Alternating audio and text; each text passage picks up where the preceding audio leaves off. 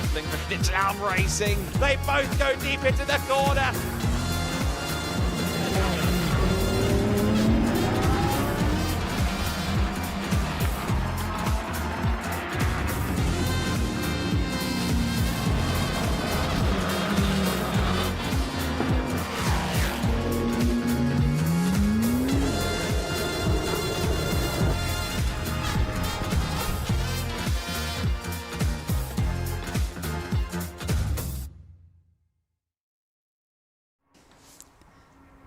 It's been approximately 10 months since we've had the pleasure of welcoming you to the GT4 Racing Winter Series. We are back for the opening of the 2025 European season, and we do so at the Circuito do Estoril with three of our categories: the GT Winter Series for the fastest racing supercars that money can buy, the GT4 Winter Series, and the LMP3 cars of the Prototype Winter Series.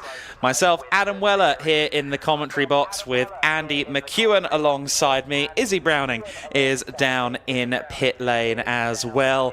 This is the circuit we're contending with, just under 4.2 kilometres and 13 turns, 9 of which are in a right-hand direction, which means those left tyres are getting a workout around this circuit. The conditions are pretty favourable for mid-January, it must be said, 13 to 12 degrees Celsius all day long. It's a perfect start to the season. Contrast from last year where it rather kicked off with the monsoon, but this time around, low wind speeds, nice temperatures. Cold tyres will be a problem. We've seen some of that in qualifying and in the practices and in the collective test sessions on Thursday and Friday as well. People struggling to get heat into the tyres early on. But I think we are going to have some very good racing in all three of our classes. We will be kicking off with the GT4 Winter Series, all three categories with one race today. Half-hour sprint for the GT4s and the GTs, and the prototypes with their first of two 50-minute encounters. We are about 15 minutes away from seeing the cars head out onto the grid for the first time. Delighted to have Andy McEwen with us. You were alongside me for the season finale at Barcelona last year. We've roped you in for some more in 2025. It took very little persuasion, I can assure you. I really enjoyed that final round at Barcelona, and yeah, nice to be here at least for the first half of the season this year as well. And what a great place to open up the 2025 Winter Series. Estoril, looking glorious out there. It feels a lot warmer than 13 degrees. That is possibly because we are British. Yeah. This is the warmest it's been for about 6 months in the United Kingdom. But yes, it feels quite warm out there. It's a lovely day for racing tomorrow. We believe maybe a bit more challenging, but in a way, that's not a bad thing for the drivers. This is a winter series. It is almost a kind of a way of going pre-season testing whilst doing a bit of racing alongside. So actually getting a bit of a view of the full spectrum of weather conditions isn't necessarily a bad thing. They've got lots of dry running today, as was the case yesterday. Maybe those wet weather tyres will be needed on the Sunday. But yeah, expecting some good racing. The GT4 race that's coming up first in particular, really excited for that. Qualifying looked really tight. There are 3 or 4 cars that I think will all be in contention. And hopefully that continues across all 3 classes. Yeah, absolutely right. GT4 Winter Series made its debut here 12 months ago. The first ever race for the GT4 Winter Series. It was a barn burner, and we had several more before the conclusion of the season in Barcelona. This is the biggest ever year for GT4 Racing's Winter Series, with 7 events being held over the next couple of months. Of course, we have 5 events for the main Winter Series categories that you're familiar with. The GT Winter Series, the GT4s, the prototypes, and the formulas, which will be joining us for the first time at Portimao in a couple of weeks. We also have the new for 2025 6-hour races at Portimao and Barcelona. The first weekend of February for the 6 hours of Portimao. Some very exciting and prolific teams entered into that one from the more endurance-centric side of the GT racing spectrum. And then on the in the middle of March, on the 15th and 16th, we will have the finale of the Giedlik year, that being the final 6-hour race of 2025 for us. So 2 new additions there, a new racing format to come later in the year in the form of the 6-hour. Which is really exciting to have. We're always looking for new ways to improve the product for our drivers. As you said, Andy, weather security is a big deal here. This picture that we have on screen at the moment is not one you'll find at Alton Park at present, unfortunately. Indeed, a lot of our teams, of course, much like the Giedlik organisation, coming from Germany or surrounding nations as well. Northern Europe just not really providing this kind of weather in January. No, exactly so, and particularly because a lot of these teams will be looking at a European schedule this year where they would like to think the weather conditions would be more akin to this. This is a really good opportunity for them, as we've said, to gather some useful data, and that certainly will be a part of it, but also just for the drivers to get their eye in. Pre-season testing is one thing, and pre-season testing in Southern Europe is nothing new. Teams have been doing that for a long time, but to actually have the chance to not only set up the cars and gather data in that regard, but also to get your eye in, or keep your eye in, with regards to racecraft. That is really, I think, the big selling point of this. And look, there are worse places that you could be spending the bulk of your January and February. So no doubt it is going to be popular again this year. We're expecting more cars to come along, I think, for the next few rounds down in Portimao as well. And it is a fantastic idea, this, that Giedlik Racing have come up with. And looking forward to seeing what the story of 2025's Winter Series has in store for us. Yeah, absolutely correct. The GT4s, as we said, will be out first. We expect them to run in about 7 minutes' time out onto the grid, where they will be joined by Izzy Browning. Obviously, the Circuito do Estoril traditionally now is our starting point, and that is the case again in 2025. One of the key things that we should highlight coming into this is that in the GT4 Winter Series last year, we had an Aston Martin, a Porsche and a Mercedes taking a win. So 3 different manufacturers taking the win there. In the GTs, in the very first race of the year in 2025, we had a bit of a giant killing performance with Andrzej Lewandowski of GT3 Poland winning a race in a Super Trofeo spec car. And then after the Lamborghini, it was a Ferrari and a Mercedes. Also in the Prototype Winter Series, a Duquesne and a Ligier both took a win apiece as well. Points towards a circuit that is, shall we say, quite neutral in terms of the cars it favours. Yes, there's a lot of twisty sections around here. There's also that kilometre-long main straight, which gives the cars with extra ponies a little bit of a strong area as well. Which is very much what we saw with the Lamborghini that you just mentioned last year, and there is a chance, I think, of a repeat of that later this afternoon in the GT Winter Series race as well, but more on that a bit later on. That long straight does mean that you wouldn't necessarily think of Estoril as being a horsepower circuit necessarily, but when it comes to racing, being quick in a straight line is always a good thing. And so that long run down into turn number 1, that is where you see the majority of overtaking here. So if you've got a few extra ponies under the hood, that will help you in your quest to either gain or defend positions. And then as long as you're not making too many mistakes around the rest of the lap, it should be possible to stay in front from there. But it's a fabulous circuit for racing. One obvious overtaking opportunity, sure, but there are places that, if you're feeling brave and your car's underneath you, you can try and make some moves on the infield section.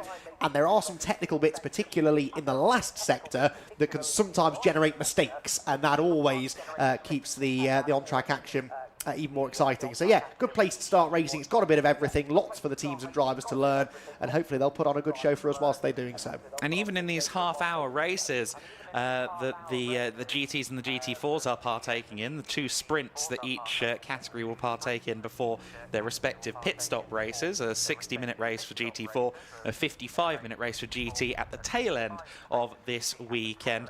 But even in the half-hour race, I was being told earlier on by Owen Hizzy, who joins us from SVG Motorsport in the GT4 Winter Series, he said at the end of that half-hour, the tyre deg is a problem. Obviously, the front left gets a workout around a circuit like this where it's so right-hand predominant, the load going to the front left quite a lot. But he also made the observation that for their car, at least, the Ginetta G56 GT4 Evo, that is 3 times that they have to go into first gear throughout the layout as well. 3 acceleration zones from first gear, which means tyre spin up quite easy to do. You can really start to roast those rear tyres a bit over the course of a race distance, even a fairly short one. And it's often temperature rather than wear that is the issue. If you increase the temperature in a tyre, the pressures leap up, and the higher the pressure is really, once you go beyond a certain point, the less rear traction you have. So then you spin the tyres up more easily, and then it's a vicious circle. So yeah, managing those tyres is something important. And for a lot of these drivers who maybe haven't done a lot of racing outside of the UK, if they are looking for a European season later on in 2025, that's definitely something they'll need to try and get on top of. So another key thing to learn from the races in this winter series, should the remainder of the season take place in similar conditions to these anyway. Getting a good view here as well on the live stream pictures of the infield section of the track. There is one of those acceleration zones out of, what's that turn? 5, I believe. 4, excuse me. Out onto the kink underneath the bridge on the back straight, if you like. And that leads down into another big braking zone. Quite tough on brakes, Estoril. There aren't necessarily a lot of big braking zones, but the ones that we do have tend to come at the end of very long straights and often downhill. You can really see from this angle here on the left-hand side of shot, that's the direction from which the cars will be coming. It's a steep downhill braking zone. There is a bit of runoff area now on the outside of that corner, which there never used to be, but already this weekend I've seen quite a few drivers getting that wrong and ending up using all of that runoff area and sometimes even skirting the gravel. So easy to get that braking zone down. The next braking zone is also a downhill one too, and of course into turn 1 you're dropping downhill as well. So wouldn't be at all surprised, Adam, to see a few drivers miscalculating that, particularly if they're in a slipstream, which they may not really have experienced in testing. That's the thing, isn't it? And I mean, turn 1 is a corner that I've had it explained to me before as like a phantom braking zone, in that it can shift 10 to 20 meters when you need to finally slam the brakes on, depending on the tailwinds or the crosswinds. Thankfully, as we saw on the kind of weather breakdown earlier on, there's not much wind to consider today. It's a fairly still day here just outside Lisbon. What a wonderful area this is around the circuit as well. Lots to see, lots to do. A very large casino, which the likes of myself can't afford to indulge in, but maybe some of our drivers. The largest in Europe, someone told me yesterday. Indeed, yeah. I think it might have been me. So I don't know if I believe that. But yes, it's a fabulous circuit. 13 times in both 2- and 4-wheeled racing.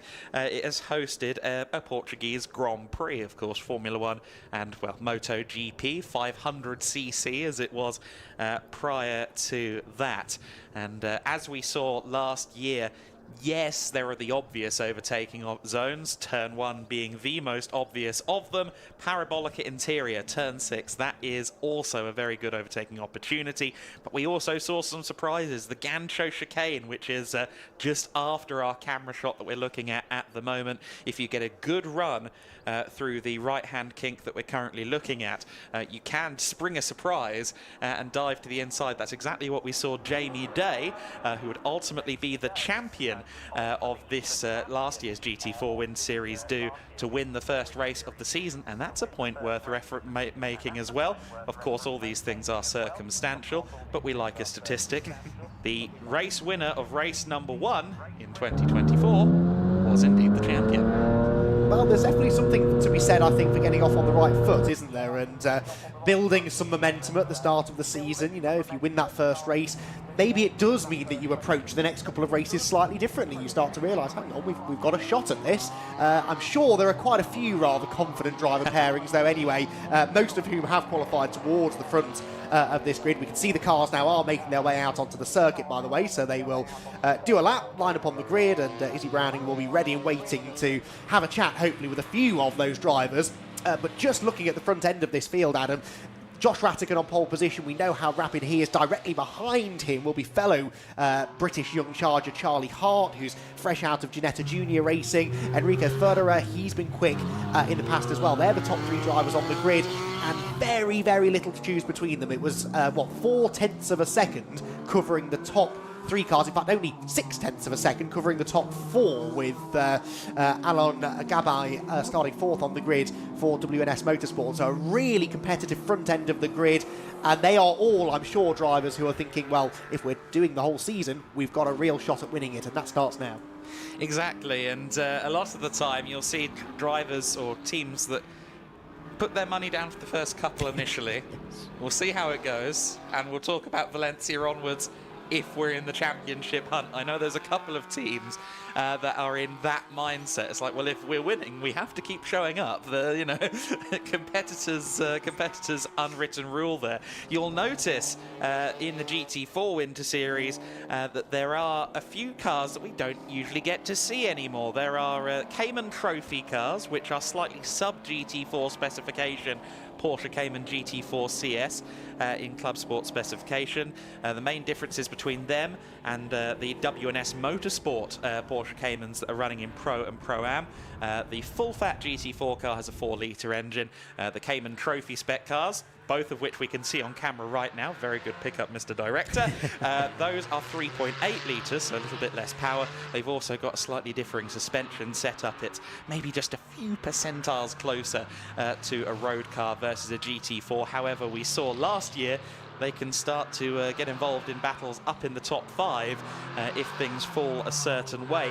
The other thing, as we can see them now just coming into this shot as well, the slightly older cars. You see there an original recipe Aston Martin V8 Vantage GT4 and a slightly older F82 BMW M4 GT4. Those are both a part of the club class, which allows GT4 cars of an expired homologation to come into the series, and that means that we have the rather wonderful Muka Motorsport car, the orange machine of Thilo Goss, at the wheel, or well, at the wheel of that car, the number 700, and then the 32 Monteros Competición car, the M4 F82, which I think they purchased a matter of days ago.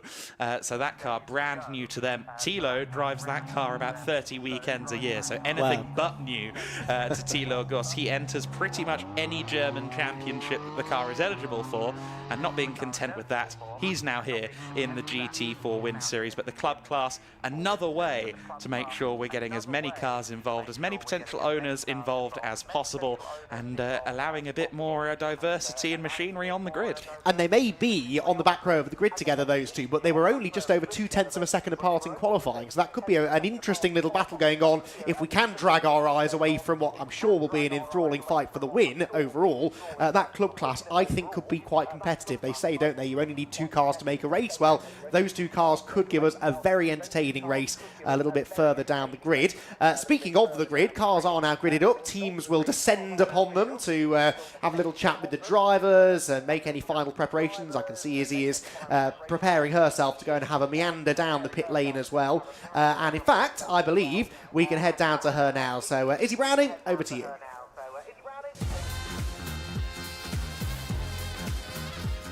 Hello, everyone.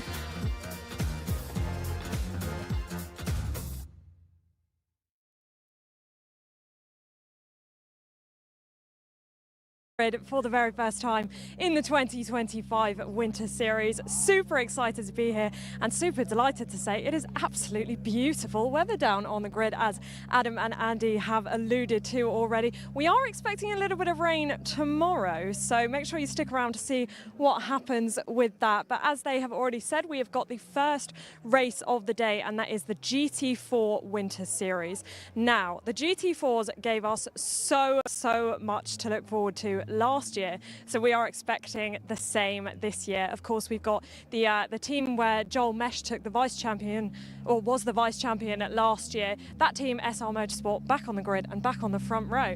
Our pole sitter is rolling in now. That is the number 77 elite of Josh Ratikin. We're going to try and grab a word with him in just a second, but the number 11, we'll go to him first because he's been sitting there for a little while, so he should hopefully be ready to talk, is Enrico Federer. Now, Enrico was in this GT4 Winter Series last year, but he was actually in the Cayman Trophy class, so stepped up to the pros this year, and he is the GTC race sprint champion. So Enrico, can we just can we jump in, have a little bit of a word? Thank you very much, Shamo. Enrico, how are we going? I mean, first race and you've got the best view down to turn 1, don't you? Yeah, so it's the first race of the season and the best view of the starting grid, so I'm really looking forward to the race, and I think it's going to be a good race. And nothing to lose and everything to gain, so how do you fancy your chances against a pretty quick McLaren? So I think we have a really good chance. The BOP is not on our side, but I think we have a good chance to win. All right, well, we wish you best of luck and have fun out there. All right, so there is our P2. Thank you very much to the Schnitzlaum guys for letting me have a little bit of a chat. Now, I've not got the boards anywhere, so I have to rely on someone in my ear to tell me how long we have got left of this grid walk. I can see that the teams are starting to leave the grid, but I haven't seen the 1 minute board yet. The Elite McLaren is just being spoken to by the race director. This is our race director here. So I will jump in when I can with Josh Rattigan, but they are on this grid once again with a different lineup and an exciting lineup as well. Josh is the reigning GT4 European champion, and he'll be with Mackenzie Cresswell, who is stepping up from single seaters into GTs. So let's see if I can jump in. Can I jump in with Josh really quickly? Thank you. Josh, pole position. I mean, you've announced yourself in this in the GT4 Winter Series, and great to have you with us. How are you feeling ahead of the race? Yeah, we're definitely feeling strong. Obviously, it's my first time properly doing a Winter Series before. Obviously, everything's going really smooth so far. Obviously, massive thank you to everyone that's obviously put this together. Yeah, it's going really well. Obviously, never done, like I say, the Winter Series. It's a bit different. Obviously, got a bit of challenge in with the Mercedes, but I reckon if we just keep our cool, we'll be okay. Well, you think that the Mercedes is going to be a challenge for you. He's just said the same thing about you to me. So, which one of you's really got the edge on this track? Like I say, I've never been here before. I think I did one test about 2 years ago, so obviously it's a whole new stepping stone for me. But like I said, as long as I keep my cool like I did in obviously European GT4, we took the championship. I'll just do the same again, keep my cool and just drive on. And of course, you the more experienced driver of your driver pairing. Of course, Mackenzie will be racing his first time in a GT4. So are you kind of taking all the learning you can get today to hand over to him tomorrow?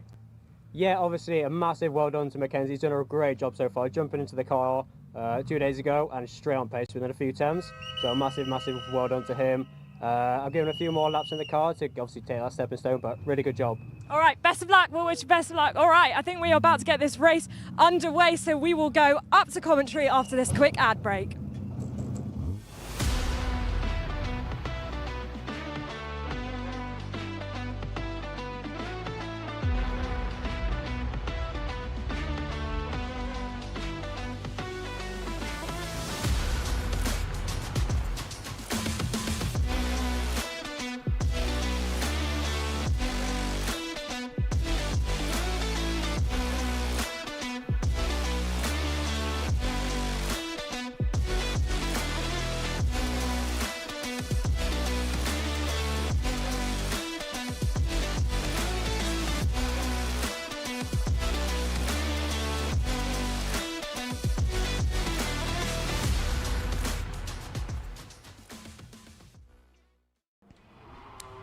And so we are rolling on the formation lap. It is the first GT4 Winter Series race of the year. Elite Motorsports Joshua Rattigan on pole position. He is alongside Enrico Federer on the front row of the grid. Then it is Charlie Hart from Rafa Racing by Race Lab alongside WNS Motorsports Alan Gabay. Row 3 of the grid, Maximilian Hewitt in 5th position for the Racing Spirit of Lamar team. The American racer joined by a fellow American, Tim Horrell, in the number 30 Porsche. Joachim Bulting in 7th place alongside Luisa Kalla. She is the first of the Cayman Trophy cars there, entered under SR Motorsport. In 9th position, it is Ravi Ramyeed. They're now an invitational class entry. It's the brand new Evo spec BMW M4 GT4. It was originally meant to be a Pro-Am, now running invitational alongside Mark Ellman in the number 82 Ginetta from SVG Motorsport. In 11th place, it is Peter Lobeck alongside Willy Kuhne. on row 6 of the grid. Kuna in another one of those SR Motorsport Cayman Trophy entries. Enrique Oliveira in 13th place, and Tilo Gus at the back of the field in the rather lovely OG 4.7 litre naturally aspirated Aston Martin Vantage GT4. So the first of our Pro Class cars is the Elite Motorsport number 77. The first of the Pro-Ams is the number 30 car of Tim Hurrell. The first of the AMs, the only AM on the grid, is the number 38 Plus Line Racing Team entry. The first of the Cayman Trophy cars, as we already alluded to, is the number 111 car, that being driven by, I think it's actually meant to be Mikael Sander. I think the graphics are the wrong way round on that front, but we are just moments away from rolling here. And let's see how this one folds out, Andy. Half an hour of racing. This time 12 months ago, we had one of the best races of the season to kick off the GT4 Winter Series year. Yeah, fingers crossed we get the same again. The ingredients are all there, aren't there, certainly. So hopefully a clean first corner. That's always a bit dicey here at Estoril. It's a long drag into a real pinch point at turn 1. And the start is going to be crucial. When the lap times are as close as they were in qualifying, Adam, all of those front drivers know the significance of getting in front of their opposition early. So it could be a feisty first braking zone. Hopefully it's a clean one. Yes, hopefully so. In the case of Enrico Ferderer on the outside of the front row, he is a champion in the GTC race and GT60, GT4 categories, a double champion last year in Germany. Joshua Ratikan is a champion in the GT4 European Series Silver Cup, and they're both with the exact same teams that they competed with in the summer of 2024. So it's an all-championship front row. It's Ratikan on the inside with pole position for Elite Motorsport. Ferderer versus Ratikan. Down to the first corner. Looks like a good start from Tim Hurrell there. Further back, both W&S cars getting a brilliant start. I think it will be Josh Ratikan, though, that leads the way early doors. The 71 car getting into it a little bit there, as well as a few cars drift wide. Mark Elman, Joachim Bulting, both using some of the generous runoff on the outside of the first turn. But look at that third and fourth position for the W&S cars. That's a really handy start for the German team and their Caymans, although the Raptor Racing by Racelab car is now between them. So the second of the McLarens now running fourth place. Really good start then from Ratikan, managing to fend off further into turn 1. It looked like Enrico's reactions were slightly better, but he was on the outside line. It wasn't the right place to be. And sensibly, I think he chose to slot in behind. Those two maybe slightly gapping the third-place battle as they round the left-hander and start climbing uphill towards this intricate final sector. Looks as though Mark Elman may have lost a position in the Ginetta further back. I noticed him running wide, heading through turn 3, actually trying to avoid, I think, the back of Ravi Ramid, who has had some contact, though. The rear bodywork of the BMW, the Century Motorsport car, is hanging a little bit loose. So already things are starting to get a little bit physical out on track. Everyone's still going, but a few battle scars already.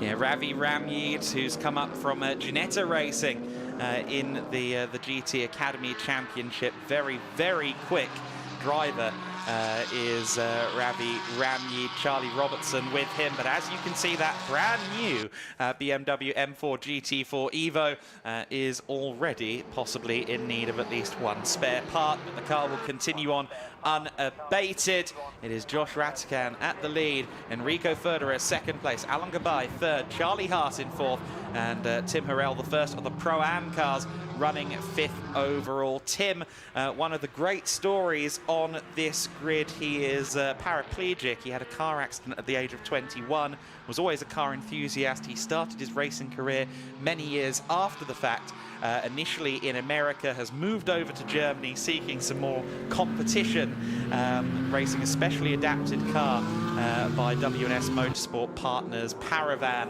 and a really great story, and he is so rapid as well.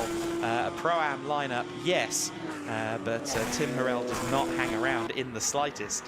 Maximilian Hewitt's not hanging around either, trying to get past Tim there, who we were just talking about in the Porsche. Just misses the apex slightly as they drop downhill there through turn 6. And the Aston Martin looking pretty racy at this point in the race. Ratican out in front, 0.6 of a second his advantage at the end of lap 1, but looked to be asserting that authority. He's clearly going for it in the early stages, but will maybe Enrico Federer have the long game in mind, maybe managing those tyres to try and make a bit of an attack in the latter stages. We're coming towards the conclusion of the second lap though, and some good battles developing, including actually the one for third place as well. Charlie Hart will not be happy to have fallen behind Alan Gabay and will want to try and get that place back as quickly as possible. They round the final turn, head down the main straight, and Maximilian Hewitt here, I think, lining up for a move.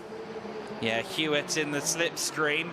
But actually not quite staying on the back of the Porsche there. I think Harel was slightly swerving there to try and break the slip a little bit. Charlie Hart then in fourth position, all over the back of Alain Gabay. Of course, as you said, Charlie, a fresh graduate from Ginetta Junior Racing, so he's gone up from a car that was capped at 100 mile an hour to something quite a bit faster. Big development for him in his first ever GT4 race. There you see the Aston as well, the racing spirit of Le Mans car. That, of course, as we alluded to, being driven by Max Hewitt in this race. The American moving up from the Toyota GR single make series over there. Was a very, very prolific karter. Took a few years off of racing. Is now making his debut in European car racing with us this weekend. So it looks like this battle for third place between Gabay and Hart is the real point of interest here, and certainly Charlie Hart is making his intentions known. Teenage exuberance I'm seeing in the body language of that car. Well, he exhibited quite a lot of really clever racecraft, I thought, in the Ginetta Juniors last year. I was lucky enough to be able to follow most of that season in 2024, and he really did impress me. So he knows how to make an overtake, how to place the car. Overtaking a bit more of a challenge maybe in GT4 racing than it is Juniors, but he's certainly giving it a good go and wants to get on with it because he knows he's got the pace of Ratican and Federer out in front. But right now, that pace is being impeded very much by Alain Gabay, who is defending well in third place. Across the line they go, 1.6 seconds now the gap between the top two, but Charlie Hart, I reckon, was closer to the rear of the Porsche this time around than he was a lap earlier. By the end of the straight though, he's not, so the Porsches, Adam, seem to be performing well in a straight line, whereas the McLaren, and in this case the Aston Martin, maybe have the edge elsewhere. Yes, typically the cars that are slightly smaller in frame towards the end of the straight have a few mile an hour. Typically the McLaren isn't so great out of slow corners, but towards the end of the straight it will be quicker, of course, because it cuts through the air better than, say, a Mercedes or a Toyota Supra or the Aston Martin, these kind of slightly more larger, cumbersome frames. Charlie Hart, though, really is fun to watch. I've seen him before in Ginetta Juniors as well. Always good for an ambitious move or two here or there, and we're looking forward to seeing his progress. And I think for him at the moment, he wants to get by and into third as soon as possible, because with 23 minutes still on the clock, there's still a chance that he can go and chase down Enrico Federer. Well, he's flashing the lights at Alain Gabay now, which of course means Alan is guaranteed to put the indicator on and move out of the way. That's how this generally works. I think not. Charlie Hart is going to have to open this door himself. Is there a lunge up the inside? No, not quite close enough. And actually, Gabay sort of defended that into the uphill chicane. Uses a lot of curb in the Porsche, as indeed behind does Maximilian Hewitt, who similarly is finding that the Porsche Cayman is not an easy car to overtake. Through the final two turns they come now. This is about as close as Charlie was a lap ago going on to the main straight. By the end of it, he wasn't within striking range. What will happen this time around at the completion of lap number 4? They both run right to the edge of the road. And again, Gabay just weaving around, tries to break the slipstream, but that gap that was less than a car's length going onto the straight at the line is closer to 3. Yeah, no, I see your point. That Porsche does look very strong. The Aston having a speculative look to the inside there from Maximilian Hewitt. Really interesting to talk to him earlier on in the day. He and Baudouin de two drivers with very interesting backgrounds, very different backgrounds as well. We'll talk about them a bit more perhaps in the Enduro as a pairing, but for now difficult to know where to look, especially if you're WNS Motorsport, because in frame is two of your cars, both of which are under huge pressure. I wonder whether Charlie is thinking of a move here down at the bottom of the hill. Again, flashing the lights at Gabai. It's clear that Charlie's not really going to be able to make this move into turn one, so he may have to get inventive either down here or perhaps into the uphill chicane at the end of the lap. They seem to be the two areas at which the McLaren is strong. He's latched onto the back of the Porsche as they head down towards turn 7, and behind it's almost as tight between Tim Horrell and Maximilian Hewitt. Round the downhill right-hander, now we head towards the chicane. Is Charlie Hart going to think about it? No, again, Gabai has the middle of the road covered, and it doesn't really seem to hurt his exit speed. He takes a tighter line through the right-hand element of the chicane than Charlie does, but it doesn't seem to slow him down. Max Hewitt there using a bit too much curb at Gancho, getting a bit loose as Charlie Hart now trying to go around the outside at the Parabolica Ayrton Senna. That is going to be a seismic commitment if he can make it work. But then, of course, as they go down the straight, nearly making contact there, going onto the straight, but surely on the straight. Now the Porsche is going to disappear up the road again by just a car length or two, but that's critical, of course, because the biggest overtaking point of the lap is right there at turn 1, and it seems as though Charlie Hart isn't quite able to utilise it. That was fabulous racing, though. Inches between the right front corner of Charlie Hart's McLaren and the left rear of Alan Gabai's Porsche. Charlie is, I think, sizing up another move into turn 3, but Gabai had it covered. And, of course, as Alan is having to defend more and more vigorously, so it brings Tim Horrell and Maximilian Hewitt onto their tails. So what was initially two-way fights is now becoming one big four-way scrap for the lower podium places. So it is becoming a four-way, certainly. I think Joachim Bulting may have had some issues earlier on in the race, because he's dropped down to the very rear of the field. I don't think he's crossed the line. I think he is in the pits. I did hear that someone was pit bound, so Joachim Bulting having issues in his AM class car. Reminder that in the Pro-Am class, your leader is Tim Horrell in 5th overall. Ravi Ramyed an invitational entry in that BMW M4. He's the only invitational entry there. And it is, I believe, Mikael Sander leading the way in the 111 car within Cayman Trophy. Former GT Winter Series champion, Mikael Sander. So we shouldn't be surprised that he is strong, as he so often is in Giedlick racing competition. Here comes Charlie Hart again. Thankfully, for those that are faint of heart, not quite to the outside of Alan Gabai this time around. And again, we're going to see that gap extend slightly. And I think, again, the Porsche seemingly with the ever so slight legs over the Aston Martin as well.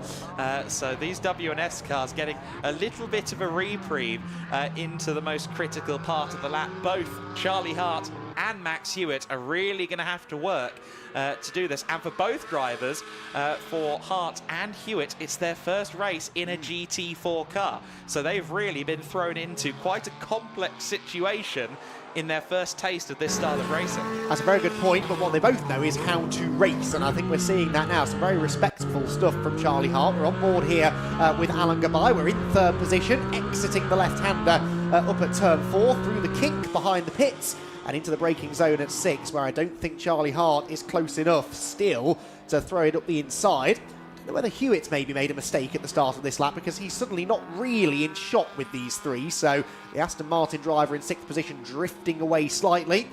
Alan Gabai there drifting away from the apex rather. Has that given a chance for Charlie Hart, who, as I said, is going to have to get inventive here. If he wants to make this pass, he will have to do it somewhere that Alan Gabai is not really expecting it. But Charlie has tried at most corners now to get an overlap, and still to no avail.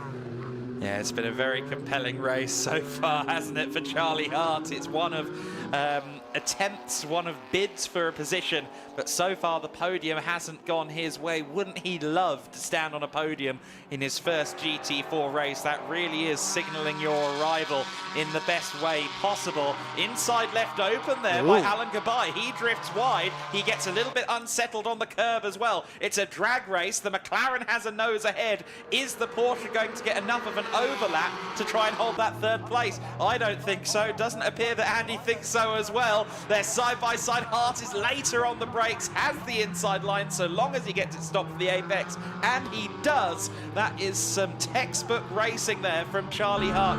Really, the first time Alan Gabai has put a foot wrong, and Charlie takes advantage. But that is what you've got to do. Oh, now don't run wide, Charlie, and give the play straight back. Just about hooks up the late apex. But that's what you've got to do. If you've got a car that isn't as quick as the car in front of you down the straights, and you can't just throw it up the inside into the braking zones, force a mistake. The first mistake that Gabai made, and it was costly, and Charlie Hart went through. Now Charlie, of course, needs to get his head down and get out of there, because as hard as it is to pass a car that has a few extra mile an hour than you in a straight line, it's going to be just as difficult to get away from it. So Gabai, for now, continuing to apply the pressure as they drop down through turn 6. Charlie just needs to get his head down, almost ignore the rear view mirror, and just focus on hitting his marks, getting into a rhythm. The leaders, I'm afraid, might be a bit too far away now with only about half the race to go, but at least he can solidify third place, and it's been a well-earned third place at that. So to give you some background, if you're new to Alan Gabai, if you want to get an impression of who Charlie Hart has just managed to get past, a race podium finisher in the GT4 European Series and ADAC GT4 Germany. In 2023, raced and won in the GTC race category, which is effectively a step below GT4 Germany over in that part of the world. And the Porsche Sports Cup Deutschland, a very decorated driver in these Porsche Cayman GT4s, and Charlie Hart managing to get past there. One thing I did want to circle back to, you're talking about Max Hewitt making an error. I wonder if it's more that he's overheated his rear tyres, because earlier on when he was right on the back of Tim Harrell, he was getting very sideways out of some of the slower corners, like turn 3, the Lamy corner.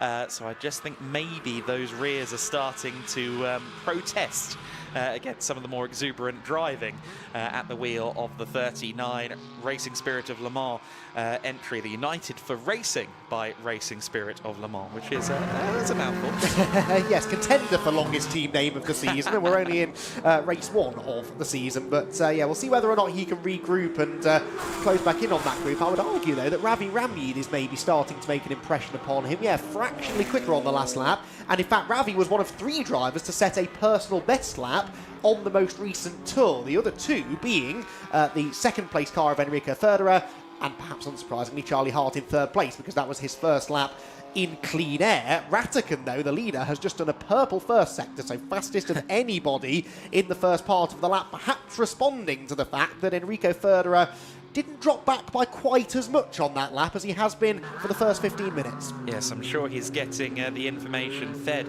Enrico Federer getting the information fed by Tim Neuser, who is one of the kind of guiding lights of that SR Motorsport team and has been one of a few members of that team that's a bit of a mentor to Enrico Federer, who we had last year in Cayman Trophy, moved into GT4 cars for the summer and is back to try and win the championship in the GT4 Winter Series in the Mercedes AMG. It's the exact combination that was so successful in German GT4 racing during the 2024 season. Of course, Josh Ratican, a driver that we saw win the GT4 European Series Silver Class with Tom Leben, who we saw here 12 months ago. Mackenzie Cresswell is sharing the car with Josh Ratican this year in the GT4 Winter Series, and that feels like a very good recipe. Tom Leben last year came out of the FIA Formula 3 Championship and was immediately on the money in GT4 Winter Series, winning races. And now Mackenzie Cresswell, coming out of a race-winning campaign in GB3, moving into GT4 with a familiar team, with Elite Motorsport, who he's raced and won with in the last couple of years in GB3, with someone like Josh Ratican at the wheel alongside. That's a very strong combination. It's interesting to me, anyway, that there are more and more young single-seater stars these days who see GT4 as a viable option on their career path, rather than, as some would say, wasting their time, effort and money on trying to pursue a single-seater career. Move into GT racing. You can earn a living in GT racing as a young professional driver, and I think you have a bit more fun as well, to be honest. So more and more of them starting to do this, and yeah, Mackenzie Cresswell, really interested to see how he gets on over the course of 2025, and specifically, of course, throughout the Winter Series. But yeah, they are going to be a force to be reckoned with, that is for sure. Josh Rattican is in superb form this afternoon. He and indeed the rest of the top 4 drivers all set personal best laps last time around, but Rattican's was a new fastest lap of the race. That time around he does a 1:43.9, virtually matched really by Enrico Federer in second. Charlie Hart, now that he's in clean air, matching the leader. So this is what we expected really after qualifying. It's a shame in a way that Charlie had to spend the first half of the race stuck behind the Porsche of Alain Gabay, but now he's in clean air, he's showing us what he's capable of. We ride on board then with the BMW M4 GT4 Evo there, being driven by Ravi Ramyid. I think this might be the first European appearance in racing conditions for the M4 GT4 Evo. It's not formally homologated until March, which is why it's now running as an invitational class car. Of course, only debuted at the start of 2023, so 2 years on. It is quite a mild evolution, but an evolution nonetheless. And for Charlie and Ravi, this is a full season campaign in GT4 Winter Series, looking to build upon an increase in form at the end of the British GT season. Of course, managed to get their best result right at the end, and will be looking to capitalise on, I think, the expectations. I think last year the results maybe didn't quite match what a lot of people were expecting in British GT, but Ravi, a very, very good bronze, and of course Charlie Robertson in his young career with Ginetta has raced all over the world and proven himself time and time again. It's very difficult, though, let's be honest, to be finishing on the podium in British GT4 these days, because that GT4 category is so competitive. GT4 racing globally, I think, really, is now starting to catch on. It caught on a while ago, but really starting to catch on now with big grids, lots of star drivers. As I said, lots of young single-seater drivers moving into GT4 as well, which no doubt has had something to do with that. It was an odd year in a way for Ravi last year, because you're right, it was the last few rounds of British GT where he seemed to find form. Right after that enormous shunt that he had at Spa when he lost it going up through Eruge and Radion and wrote off the car pretty much, and I think knocked himself about a bit, but came out of that. Some drivers would have lost confidence. He clearly gained confidence and gained some form at the latter stages of the season, and he'll be looking to continue that into 2025. A really talented driver, Ravi. He's not been racing for that long at all, and I think is definitely going to be one to watch over the course of the next year or so. Some interesting battles further back in the field, this being one of them. Peter Lobeck at the wheel of the rather stealthy Plus Line Racing team entry. He is being joined in that car by Peter Terting, the former factory Audi and Seat driver in the DTM and the World Touring Car Championship. A very strong co-driver there for Peter come at the later races, but it's Mikael Sander, the leader in Cayman Trophy, that he is behind at the moment. So here's a bit of a comparison then between the 3.8 litre Cayman Trophy car, the slightly sub GT4 spec machine, versus the full fat GT4 car. You can see the slightly wider stance, the slightly more aggressive bodywork and braking from Peter Lobeck versus Mikael Sander there, who looked like he might have been stamping the brake pedal a bit there on a corner exit. But that's an interesting battle, and they're not too far behind them, as well as Mark Ellman in the other Pro-Am class car, running third in Pro-Am, the Ginetta G56. There's your second place car, Enrico Federer, some 10 seconds now off Josh Rattican, who is well clear of the field. That was a slow lap for Federer. It was a 47.2. He dropped about 3.5 seconds that lap. I thought this gap had come down significantly, and the lead gap had grown significantly in a relatively short space of time. So not all of that time was lost on the previous lap, but certainly a bit of it. Now, does that mean he's running into an issue, or is he just making a few little mistakes? This will incentivise Charlie Hart, though, who at the beginning of this 13th lap of the race was exactly 3 seconds behind the Mercedes in the first sector, takes another 9/10 out of him. So something strange is going on with that SR Motorsport by Schnitzelalm Mercedes, and it could be that Charlie Hart is the one to benefit. One of the slowest first sectors of anybody out there for Enrico Federer. That does not match the level of performance we can usually see from him. Looks like the lights are out as well. I think they were on earlier on. I don't know whether maybe there's some early stage electrical issues, something like that, but something is clearly amiss with Enrico Federer's car. The gap that was 3 seconds at the start of the lap, well, that's less than a second as they head through the Gancho chicane. Now, I suspect that if the car is at least going to stay at this level of speed, they'll try and keep it out there to score points, since they are a full season entrant. But Enrico Federer here is definitely struggling, and coming onto the straight, I wouldn't be surprised if Charlie Hart has second place before long. I think you may well be right. He's got a slipstream, and he's clearly got more power at his disposal. Look at that. The Mercedes-AMG GT4 has nothing in comparison to the McLaren, which breezes by on the inside line. Charlie Hart, then, who spent the first half of this race off the podium, is now into second position, a little bit fortuitously, yes, because there's clearly an issue with Federer's Mercedes-AMG, but Charlie Hart will gladly take that second position. I'm intrigued as to what the problem may be. Electrics does seem a possibility. If the electrics are playing up, of course, that can have an effect not only on things like the lights, the rear lights indeed have now gone off as well, but also maybe the power of the car, things like traction control, ABS might be playing up as well. It doesn't look like he's losing time in one particular part of the circuit, it's just around the whole lap. So, yeah, the next 6.5 minutes are now more of a case of seeing whether he can hang on to third place or not, because on that previous lap, he did a 43.9, actually not that slow, and still quicker than what the cars behind are doing. So, provided the situation doesn't worsen, third place should still be okay, but these are going to feel like a very long 6 minutes. I think we may have also had a mistake towards the back of the field for the Monteros Competición car, which has dropped down a position. So unfortunately, I think we have some issues there for Enrique Oliveira. Was right up there and actually fighting quite close with Thilo Gus earlier on. Thilo actually is now right on the back of Willi Kuna in a battle for 11th overall. And that's the thing about this racing. There is, yes, 5 classes out there on the circuit, but if someone's ahead of you, you want to get past. It's quite simple, really. Look at Joshua Rattigan. Again, fastest lap of the race. We are 25 minutes in. Those tyres have been through something already, and he has been clearly not just driving off at full speed, he's been managing those tyres as well.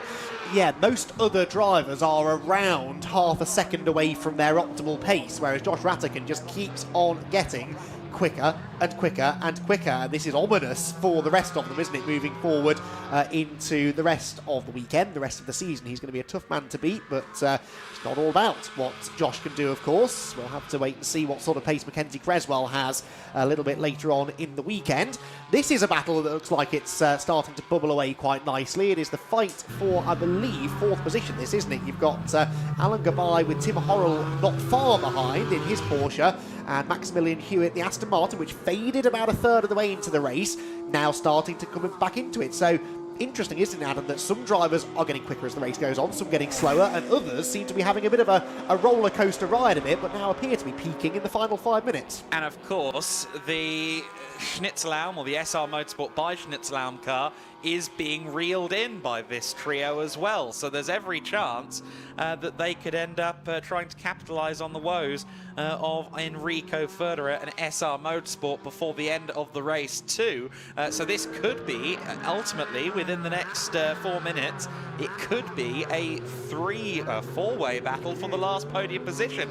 Not that I think Federer has a fully sharpened weapon to fight with. No, that's very true, but he won't want to fall into their clutches, because you're quite right. That's likely to not just be 1 place lost, but maybe 2 or 3. Don't forget that Alan Gabay still leads in Pro-Am, so even if he loses a position to Tim Horrell, and indeed Maximilian Hewitt, that won't affect that position. Second place in Pro-Am is the 69 car. Now that is the Peter Lobeck car. It was being warned a few laps ago, Adam, about exceeding track limits.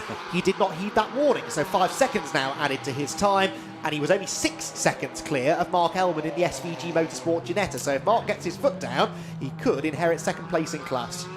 Yes, we'll see if that proves to work out in Elman's favour. He would have to find some more speed there, lap on lap, over the course of the next 3 minutes. He has been dropping back over the last several minutes of the race. At the front, though, it's a bit of a McLaren advert, really. McLaren Arturas 1 and 2, Elite Motorsport and Rafa Racing by Racelab at the front of the order. Those, of course, are pro entries, as is the SR Motorsport by Schnitzelbaum car in third. third in the hands of Enrico Ferderer, who is now slightly closer to the competitive pace, but he's still a good second a lap off those behind him. They might run out of time to reel him in, especially if they start fighting each other. And certainly Max Hewitt has been pursuing his countryman Tim Hurrell all race long, from very differing racing backgrounds, those two.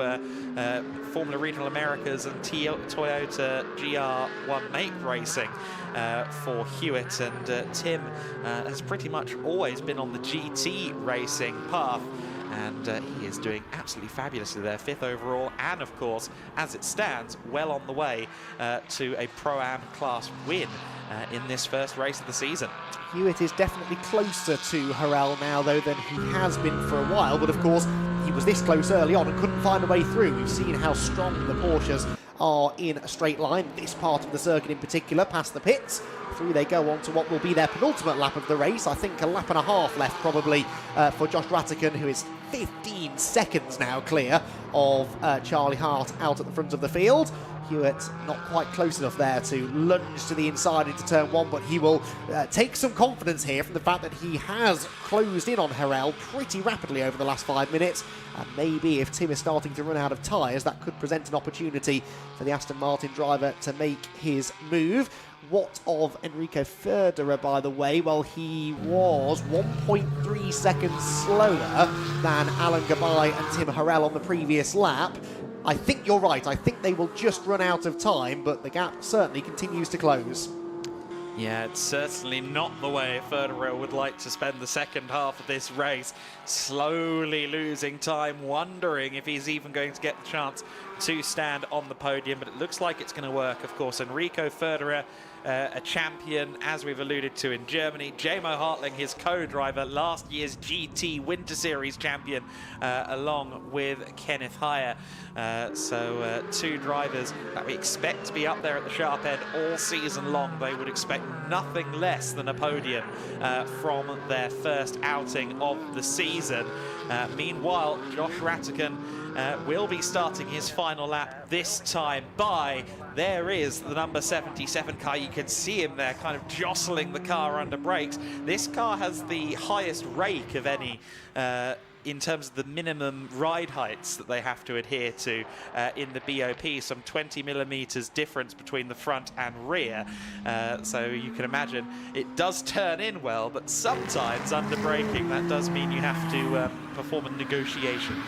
You could see that though into turn two there, the nose of the car diving down, and it rotated beautifully into the apex. That looks like a car that, you're right, it's probably a little bit edgy to drive, but clearly Josh Ratican is well attuned to that and has put in a pretty dominant performance. Yes, Enrico Ferderer had some issues. Yes, Charlie Hart was stuck in a bit of traffic for the first half of the race, but you can't take anything away from Ratican. He has consistently been the fastest man on track and is now less than half a lap away from beginning the GT Winter Series on the top step of the podium. The quality of his driving is plain to see. As we've alluded to, silver champion, which is the highest class of the GT4 European Series, so effectively the overall champions. The best team of all was Elite Motorsport in a lineup featuring this man, Josh Ratican, and he's come into the GT4 Winter Series, and it appears he has lost none of his form. I don't believe he'll have ever seen this Estoril circuit before. I don't think he'll have ever stood on the top step of the podium before, but that is the fate that awaits him. Out of the Parabolica, Ayrton Senna, and our first winner of the season is Joshua Ratican, Elite Motorsport. Remember that statistic I mentioned earlier on? Last year's inaugural winner became the first ever GT4 Winter Series champion.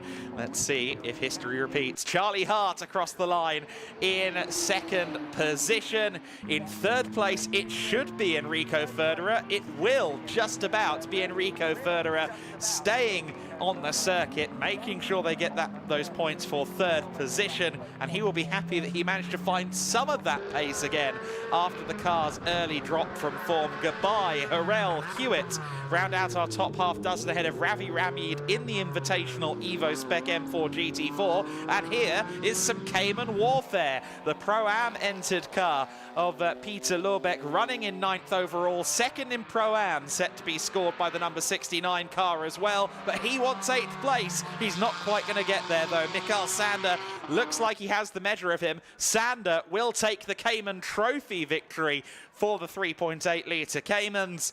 He crosses the line in 8th place. He has been kept very busy in that one by Peter Lorbeck. The top 10 and the Pro-Am podium will be rounded out by Mark Ellman there in SVG Motorsport's first ever appearance in international GT competition. Great to have them with us this year. Joachim Bolting in 11th place, crossing the line. He was in the pits at one point, we understand, so he recovered nicely. Willy Kuna crossed the line in 12th, just ahead of Thilo Goss. They had a bit of a close battle there, unseen by the cameras, in 12th and 13th position, and Thilo becomes the first ever winner in the club class for out of homologation GT4 cars. Ahead of that car, the last across the line, Monteros Competición with their BMW M4 GT4 F82, which is a fresh purchase for the team. A brand new car to them, but certainly not a brand new car, generally speaking. And our first race of the weekend is now in the books. Elite Motorsport with the first win of the season. Joshua Ratigan showing his form, showing what he is capable of once again at the sharp end of the order. Quite the GT4 specialist Ratigan is developing into. And I suspect it won't be too long before we see him in much faster machinery as well. There is the Elite Motorsport McLaren. Of course, some pleasing circularity for Elite Motorsport. They won the final GT4 Winter Series race of 2024, and they win the first GT4 Winter Series race of 2025. So that has gone about as well for them as they could have hoped. Great to have the team back, of course, going into what might be their biggest season yet with the expansion of the GB3 calendar. They're a prominent fixture in that series, of course, and they're moving into GT3 racing for the first time with a Ferrari 296, and they've kicked off the year just about as well as they could. Of course, worth acknowledging as well the Pro-Am win going to Tim Harrell. Great driving from him in the WNS Motorsport car. We knew he would be fast, and certainly I think some smart money will be being placed on that car for the Pro-Am honours going forward this weekend. Based on his performance, Nico Grundel will be taking the start of the second sprint race for that team, and he will have quite the act to follow. Joshua Ratigan celebrating win number 1 of the campaign in the GT4 Winter Series. The team meeting him there. Kenzie Cresswell congratulating his teammate. Josh has laid his cards down and said, beat that. And we'll see whether that's possible for the young Brit, the number 77 Elite Motorsport car. We should be hearing from him shortly, of course, with Izzy down there in the pits. And of course, we will bring you the podium ceremony from that race as well. The Circuito Estoril has already provided some thrilling action in this race. Plenty of wheel-to-wheel stuff. And for Charlie Hart, I think he will be delighted with second place as well. I'm sure there's going to be a wry smile on his face as he steps up to the podium later on. A sign of good things to come for the Rafa Racing by Race Lab squad. And indeed, the young Brit making that step forth into GT3 machinery. Meanwhile, down in the pit lane, we can get some reaction to the first race of the GT4 Winter Series season. Yes, I am with our race 1 winner, first winner of the season. Josh, I'm going to be honest, we didn't really see all that much of your race because you kind of flew off into the lead. So you can talk me through it yourself. I mean, yeah, like I said, obviously on the grid, just keep cool like we did in GT4. Obviously the summer series, just keep my cool, and that's what I do best. I just don't worry about anyone behind me. And I mean, what a way to announce yourself in the Winter Series paddock. We've already said, of course, you are the reigning GT4 European Series champion, but what a way to come into this paddock. And now Estoril, how was that to drive in such a beautiful circuit, such beautiful conditions, and looking forward to tomorrow as well? Yeah, I'm obviously definitely looking forward to tomorrow. Obviously, I couldn't have done it without these guys being behind you. Obviously, Elite Motorsport, McLaren themselves, obviously, it's their doing that I've done so well. Yeah, obviously, couldn't have done it better. And I mean, the commentator said just now, Adam Weller said to us that Elite actually won the last race of last season, and now they've won the first race of this season. So really, it is a credit to the team behind you, isn't it? Yeah, like I say, we couldn't do it without them. Best team, obviously, I've ever been with, and obviously couldn't be more thankful for them. All right, well, another race tomorrow for you. Of course, you'll hand over to Mackenzie for race 2. So are we going to see another win from you guys? Don't see why not. He's obviously on pace, like I say. It's his first time in the GT4 2 days ago on Thursday, and he was straight on pace, 2 attempts off me, if that. So I don't see why not. Obviously, it's raining tomorrow, so it's going to be a little bit tricky for the both of us. I haven't driven this in a long time in the wet. He never has driven it in the wet. Don't see why not. He's got the talent, he's got the pace. Got my fingers crossed for him. All right, good stuff. Congratulations. We'll let you go up to the podium and enjoy it. All right, there is our race 1 winner, Josh Rattican. We will go back up to Adam quickly, and I'm going to see if I can find someone else from our race. Good stuff, Izzy. You can always trust you to find someone and place the microphone in front of them for some insights. Thank you very much. And great to hear from Josh, who certainly seems, shall we say, unsurprised by his result there. I think he knew from pole position that he could get it done, and he absolutely succeeded in that task. He and Elite Motorsport kicking off the year in the best way possible. And a McLaren 1-2 as well, which will please some of the customer racing crew. Meanwhile, Izzy, as promised, has found someone else to chat to down there in the pits. I have indeed managed to find another driver. Charlie Hart joins me now. Charlie, where to start with your race, first of all? Because, I mean, you were putting the pressure on from the beginning on the driver ahead of you. Sort of saw you make a couple of half moves, just seeing where you might make the move, and then once you're past, you're absolutely flying. Yeah, obviously, I just missed just the start a little, dropped down to P5, got into 4th dead quick. Yeah, and it was quite tough to get past the Porsche, you know. I was just trying to fake move him, force him into a bit of a mistake, but managed to find a little gap and squeeze through, and yeah, just flew from there and managed to pick up P2, so yeah, I'm really happy. Yeah, from there, I mean, when you saw another car kind of, you're getting closer to the P2 ahead of you, maybe had a slight issue in the Mercedes, Enrico Federer, but when you saw that car kind of getting closer and closer, you thought, oh, I could get another position here. Yeah, no, it just fired me up that little bit more. Pace felt good, got past him, and then was just pushing for a fast lap and consistent pace all the way through for the data and stuff, so yeah, really good. Well, you've got pace, as you just said, and another race tomorrow, of course, so you must be feeling confident going into that. Worth saying, I know the guys said it in commentary, your first race in GT4s. Pretty good way to start, eh? Yeah, no, I'm really happy for the team. A lot of work's gone into it to turn everything round, and yeah, just really pleased with my driving and the performance. All right, well, we'll let you get off to the podium. Enjoy it, and we'll see you tomorrow. Thank you very much. There we go. We are done here down in Parc Fermé, but they will go up to the podium, and we will get the highlights of that amazing race. Okay, well, we're going to look at the moments that thrilled us in just a moment here on the broadcast. The GT4 Winter Series, as it did in 2024, kicking off 2025 in the Geelick Racing paddock. And let's take a look now at the highlights of that race.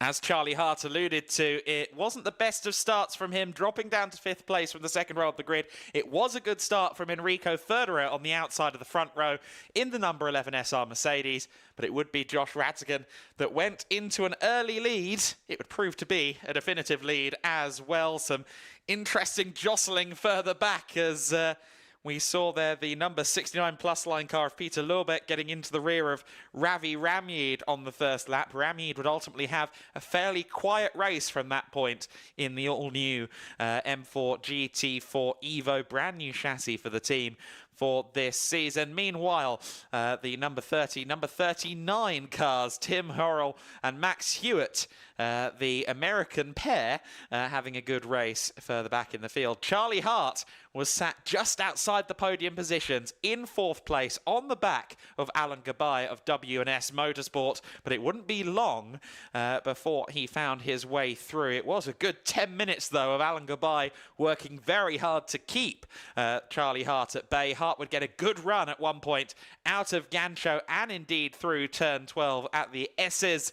And would almost find a way around the outside improbably as the battle intensified. Almost 4 cars fighting for the final podium position as we got towards the final third of the race. But soon an opportunity would come knocking for Charlie Hart, and he only needed one to really find his way through. He didn't need to be given a second chance, let's put it that way. You can see them there using the limits, using the extremes of the circuit to try and find the pace. And there was Charlie Hart through into third position. He managed to take advantage of a slight error from Alan Gabay going through the final corner, and through into third place he was, and fairly soon he was building a gap over both W&S Motorsport Porsches. It looked for a while as though Tim Hurrell might find a way past Alan Gabay, or at least challenge him for the position, but eventually the two W&S cars ended up holding strong, and of course Tim Hurrell would win the Pro-Am class in this first race of the season. Max Hewitt, after dropping off the pace a little bit with what looked to be some tyre deg, he would start to challenge Tim again for 5th overall, but ultimately the Aston would stay behind the Porsche. And meanwhile, much to everyone's almost surprise because he was so far ahead and we saw so little of him, Joshua Rattican crossed the line to win.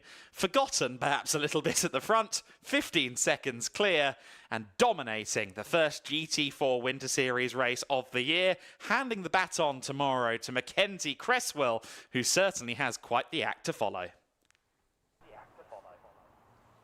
Exciting racing then from the GT4 Winter Series. 3 teams in the top 3, Elite, Rafa Racing by Racelab and SR Motorsport, your top 3. Of course, Elite, last year's runners-up in the championship. SR Motorsport, or rather, Elite Motorsport were 3rd in last year's championship. SR Motorsport, last year's vice-champions in the GT4 Winter Series. Last year's champions for SETI Motorsport, of course, with their Aston Martin. So we know Aston Martins can be strong here in the GT4 Winter Series. We've seen that happen before. And of course, we did have an Aston winning in the club class in 13th overall. Here's a look at the results then. Joshua Rattican winning by 15 seconds over Charlie Hart. Enrico Ferderer, 3rd position. Alan Gabay in 4th. Tim Hurrell in 5th place. 6th position, Max Hewitt. Ravi Ramyed in the Invitational class car in 7th. Of course, Tim Hurrell winning in Pro-Am. Mikael Sander, 8th overall and winning in Cayman Trophy ahead of Peter Lobeck. Those two were having a bit of a dice towards the end, of course. Mark Ellman rounding out the overall top 10 and the podium in Pro-Am. Joachim Bulting in 11th place for the Plus Line Racing team. He wins in the Am class. Willi Kuhne in 12th place and Thilo Goss, as we alluded to, winning in the club class in the BWT Muka Motorsport car. That car branded in the rather wonderful business of Thilo Goss. He is a music technician by trade, and Enrique Oliveira finishing 2nd in club and 14th overall. So a good start to GT4s. Of course, we've got plenty more action to come here today. The Prototype Winter Series will be next out on the circuit. The 2nd generation LMP3 cars with what could be their final foray, shall we say, into the Prototype Winter Series, at least as the front-running cars. Meanwhile, though, let's focus back in on the GT4s and Andy McEwen, who is going to present us with our first podium of the year. Thank you very much, Adam. Yes, we are ready to go with our first podium of the GT4 Winter Series for 2025. We've got 5 classes to get through, so we'll rattle through these as quickly as we can. Beginning with the club class, and we will welcome first of all our 2nd place finisher in the club category, Enrique Mora Oliveira.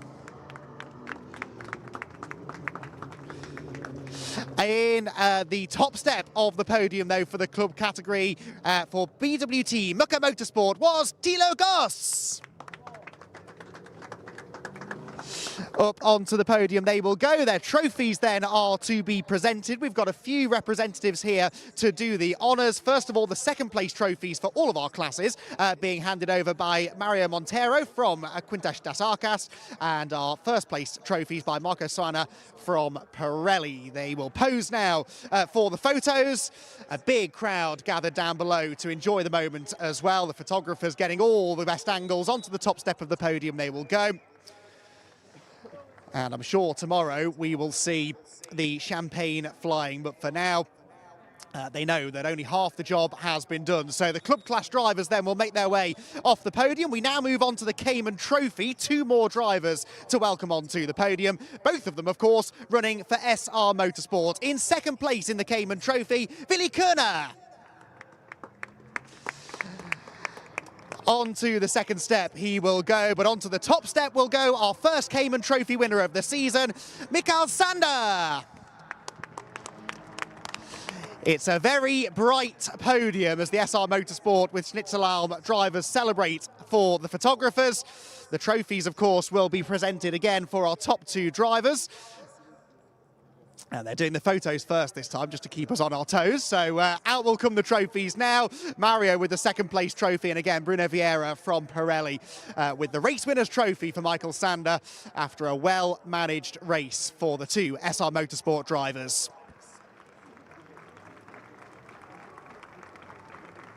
Congratulations to both of our Cayman Trophy class podium finishers. Next on to the AM class. There was only one entrant, but it was a strong drive nonetheless for the Plus Line racing teams. Joachim Bolting. Out comes Joachim onto the top of the podium. And Joachim had a pretty quiet race in the end, which probably is something he will be quite happy about for this first round of the season. The trophy in his hand, and Joachim Bolting will celebrate to the crowd down below. That's more like it, guys. And poses for the photographs as well. Congratulations, Joachim, on a class winner. We need some photos with you, actually, if you want to just wander back up again.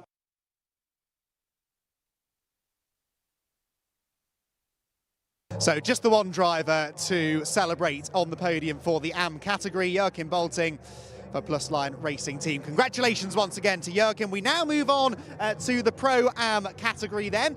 In third position for SVG Motorsport, Mark Ellman. Well done, Mark. A solid debut in the GT4 Winter Series for him. We do not have, I'm afraid, our second place finisher, Peter Lobeck, but he, I'm sure, will be celebrating with the team. Celebrating with us all, though, here on the podium is what I'm sure is going to be a popular winner of the Pro-Am category, Tim Harrell. Congratulations, Tim. A really, really well-managed victory in the class, and the WNS Motorsport team here to celebrate with him as well.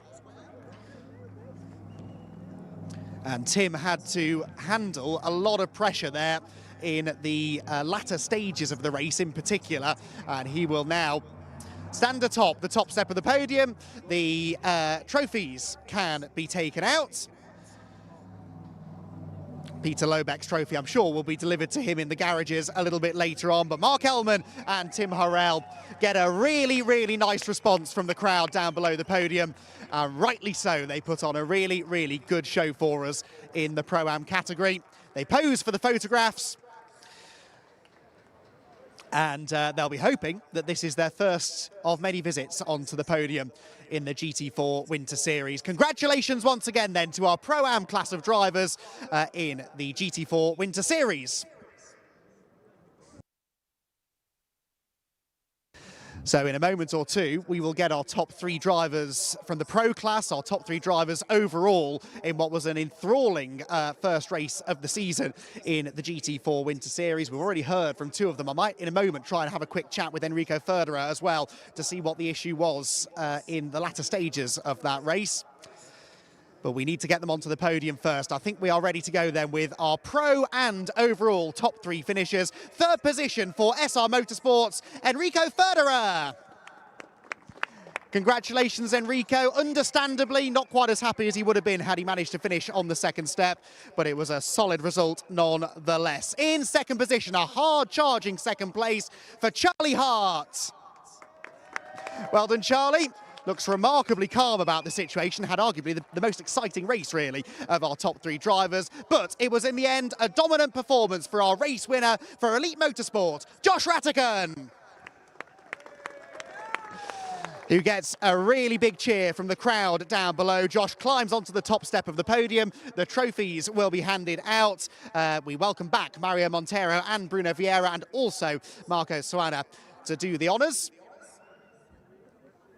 And they will pose for the photographs. The cameras will be clicking away down below as we get our final podium celebrations for the GT4 Winter Series underway. I am going to try and have a really quick word with Enrico Federer, if that's okay as well. We can let the top 2 go, but Enrique, just wanted to very quickly have a chat with you because we want to know what the issue was there at the end. Yeah, so until the half of the race, the car was really fast. We were in 2nd position. And after that, we have a technical issue, and we don't know yet, but we will find out. Well, really unfortunate, but thank you for having a chat. Enrico Federer then 3rd position, 2nd place Charlie Hart. The win, of course, went the way of Josh Rattigan. And with that, we can move on now to our first prototype Winter Series action of the weekend.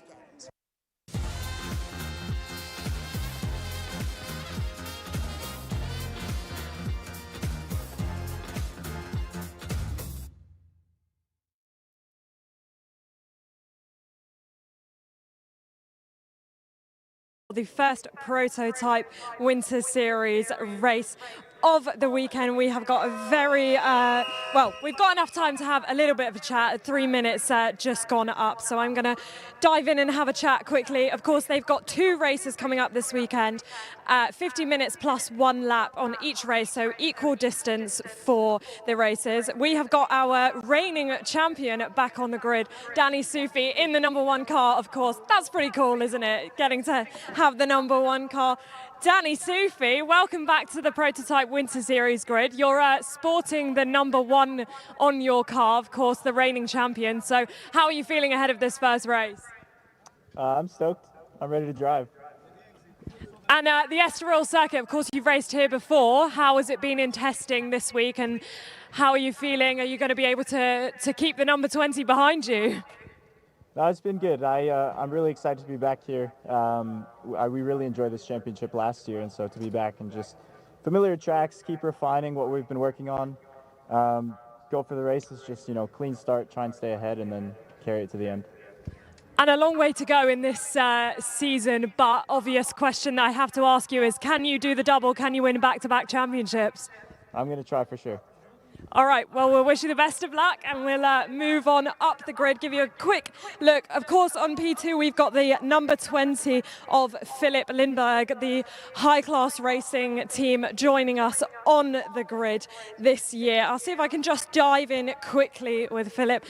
Philip, welcome to the Prototype Winter Series grid. How are you feeling ahead of the first race? Of course, beautiful clear skies and beautiful clear track ahead of you. Yeah, I'm looking forward for a great race, and just to keep improving myself, and great to be here in the Winter Series and my debut here in LMP3. So looking forward. And you've done TCR, I believe, but how's an LMP3 to drive? Way different, way different. All right. Real race car. Wish you best of luck. All right, we're going to keep walking as the cars get fired up, and actually we're going to head off the grid quickly before we get thrown off.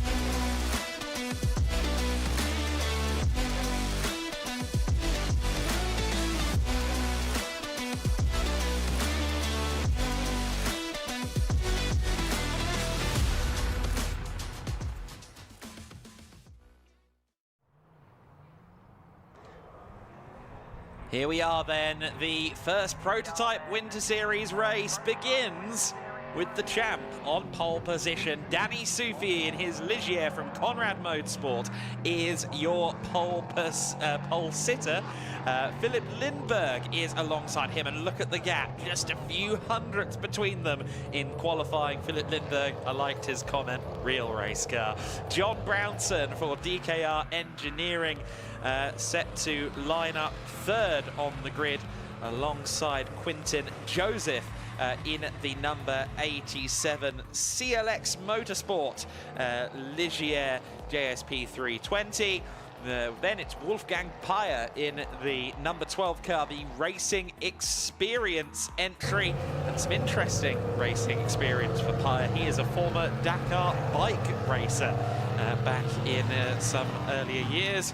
Mikael Doppelmayr in 6th position, rounding out our starting order for this race. He is in the number 64 M Racing outfit. That is the team of Ivan Muller and Jan Erlacher, of course, both world champions in touring car competition, and M Racing is their baby, as it were, and great to have them on the grid with us for this weekend. But it is Danny Soufi, the Virginian-born, but I think largely considers himself Texan driver. I've kind of been in and out watching Danny's career for most of it. He came over in the middle of 2022 to Europe with Conrad Motorsport, having done Mazda Miata racing, or MX-5s to you and I in Europe. Some drifting in a rather special C6 Corvette that I think he might have had his dad have a go at later on after he'd moved over to Europe. But he spent the last 3 years racing in prototypes. He was the vice champion last year in Prototype Cup Germany, and of course before that he was our champion in the Prototype Winter Series. I am expecting quite the race here. It's 50 minutes plus 1 lap. The pit stops vary based on the handicap system. We do get 2 formation laps as well in the prototype, so I've got time to tell you a little bit about that. Effectively, the grade of the driver lineup is what determines your pit stop time. So, because, for example, if you were running bronze only, you would have to be from pit in to pit out 96 seconds in the pit. So not 96 seconds stationary from entering to exiting the pits. You'd need to be in for 96 seconds. No one is doing that, soloing as a bronze or just having a pair of bronzes in the car. So we've got differing pit stops. The all-silver lineups, the rather more potent lineups, are front row of the grid. Danny Soufi and Philip Lindberg, they both have to be in there for 158 seconds, which obviously comes to 2 minutes and 38 seconds, which is a long old pit stop. So both of them are going to have a significant handicap. 3 cars, Lawrence Herr and John Brownson, Mikael Doppelmayr and Pierre Capper, David Drew and Quintin Joseph are all on 129-second pit stops. Matthias Pierre Jakobsen and Wolfgang Peyer have 127 seconds in the pit. So effectively everyone else has around 2 minutes and 10, while it's about 2 minutes 40 for the front row of the grid. So that is going to have an effect on the race, certainly, the lengths of those pit stops. Danny Soufi, very familiar with this. And certainly in British club motorsport, there is the time-honoured tradition of the handicap race, where they start in a staggered manner based on the performance of the car. This is almost similar. You get the pure race where everybody is on their pure performance in the first half, and then for the second half, the handicap weaves its chaotic nature on the race, and we usually get quite a thrilling conclusion as a result.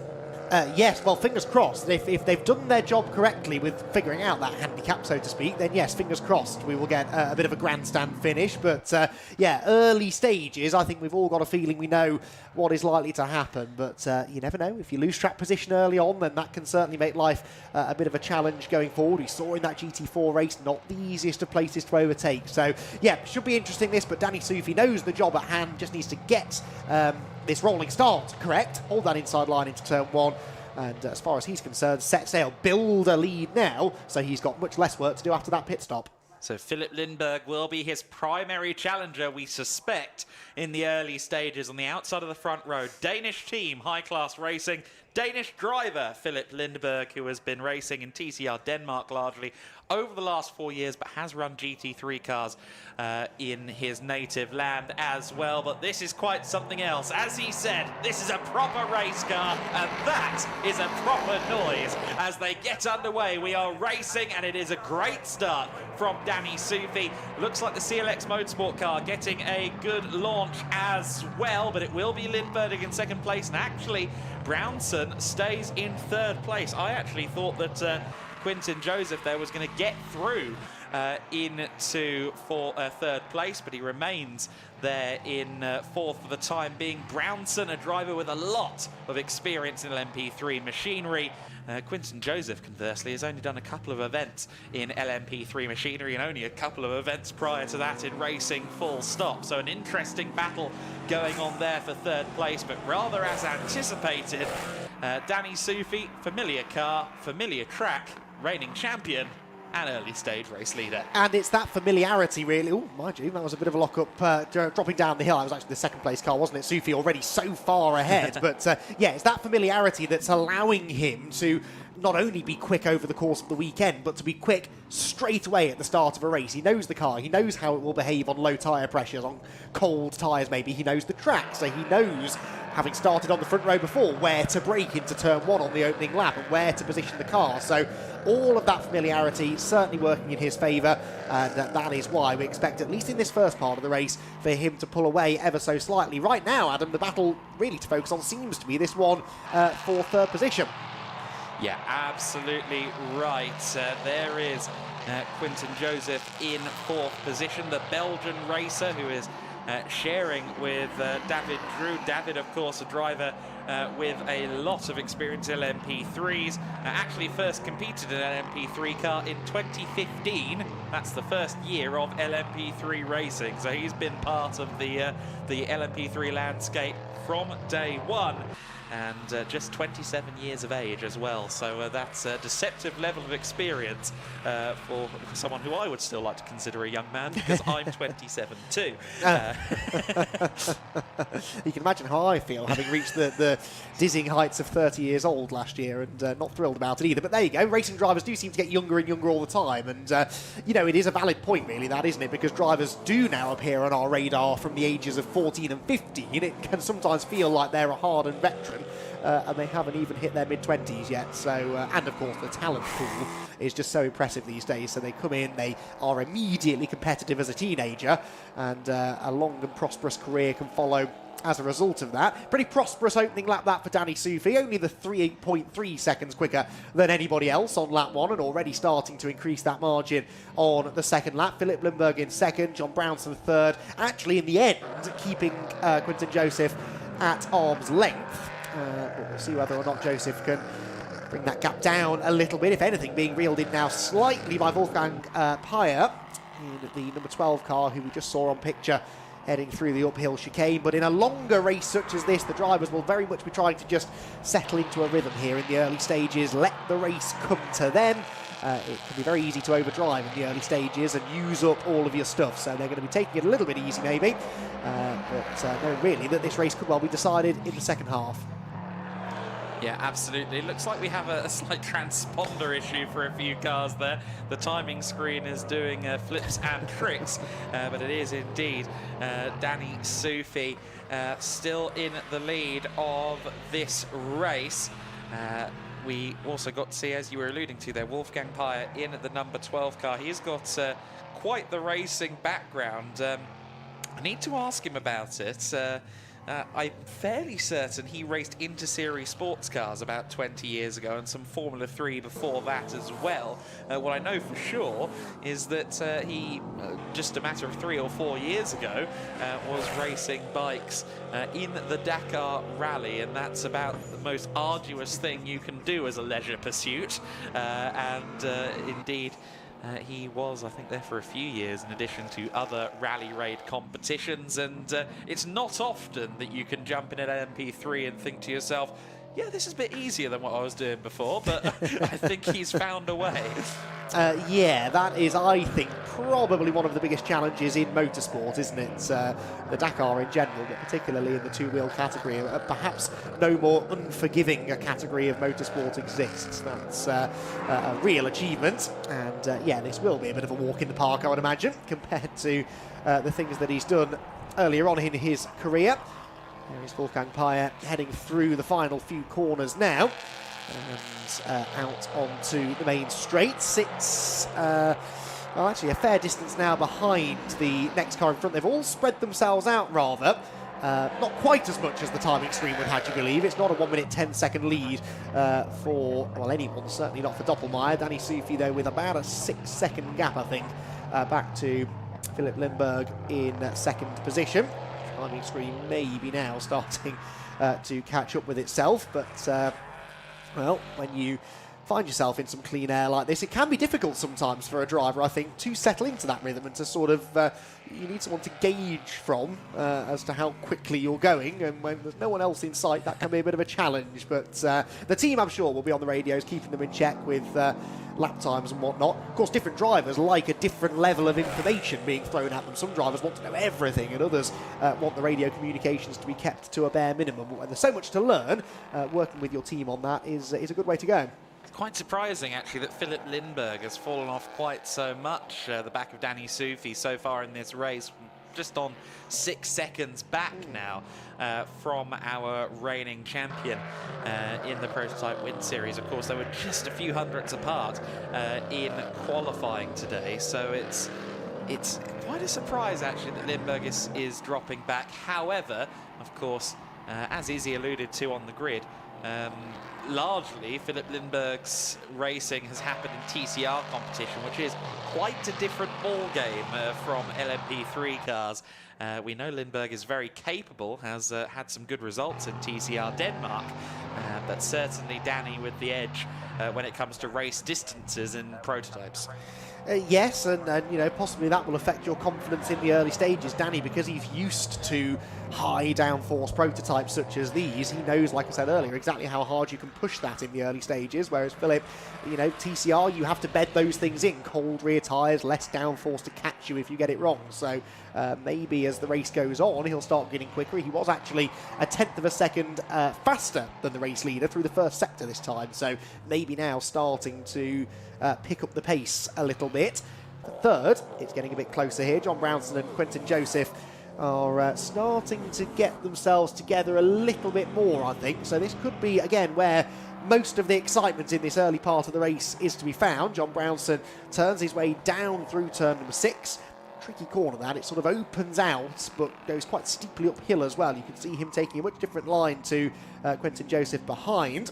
Much tighter line for the chasing car.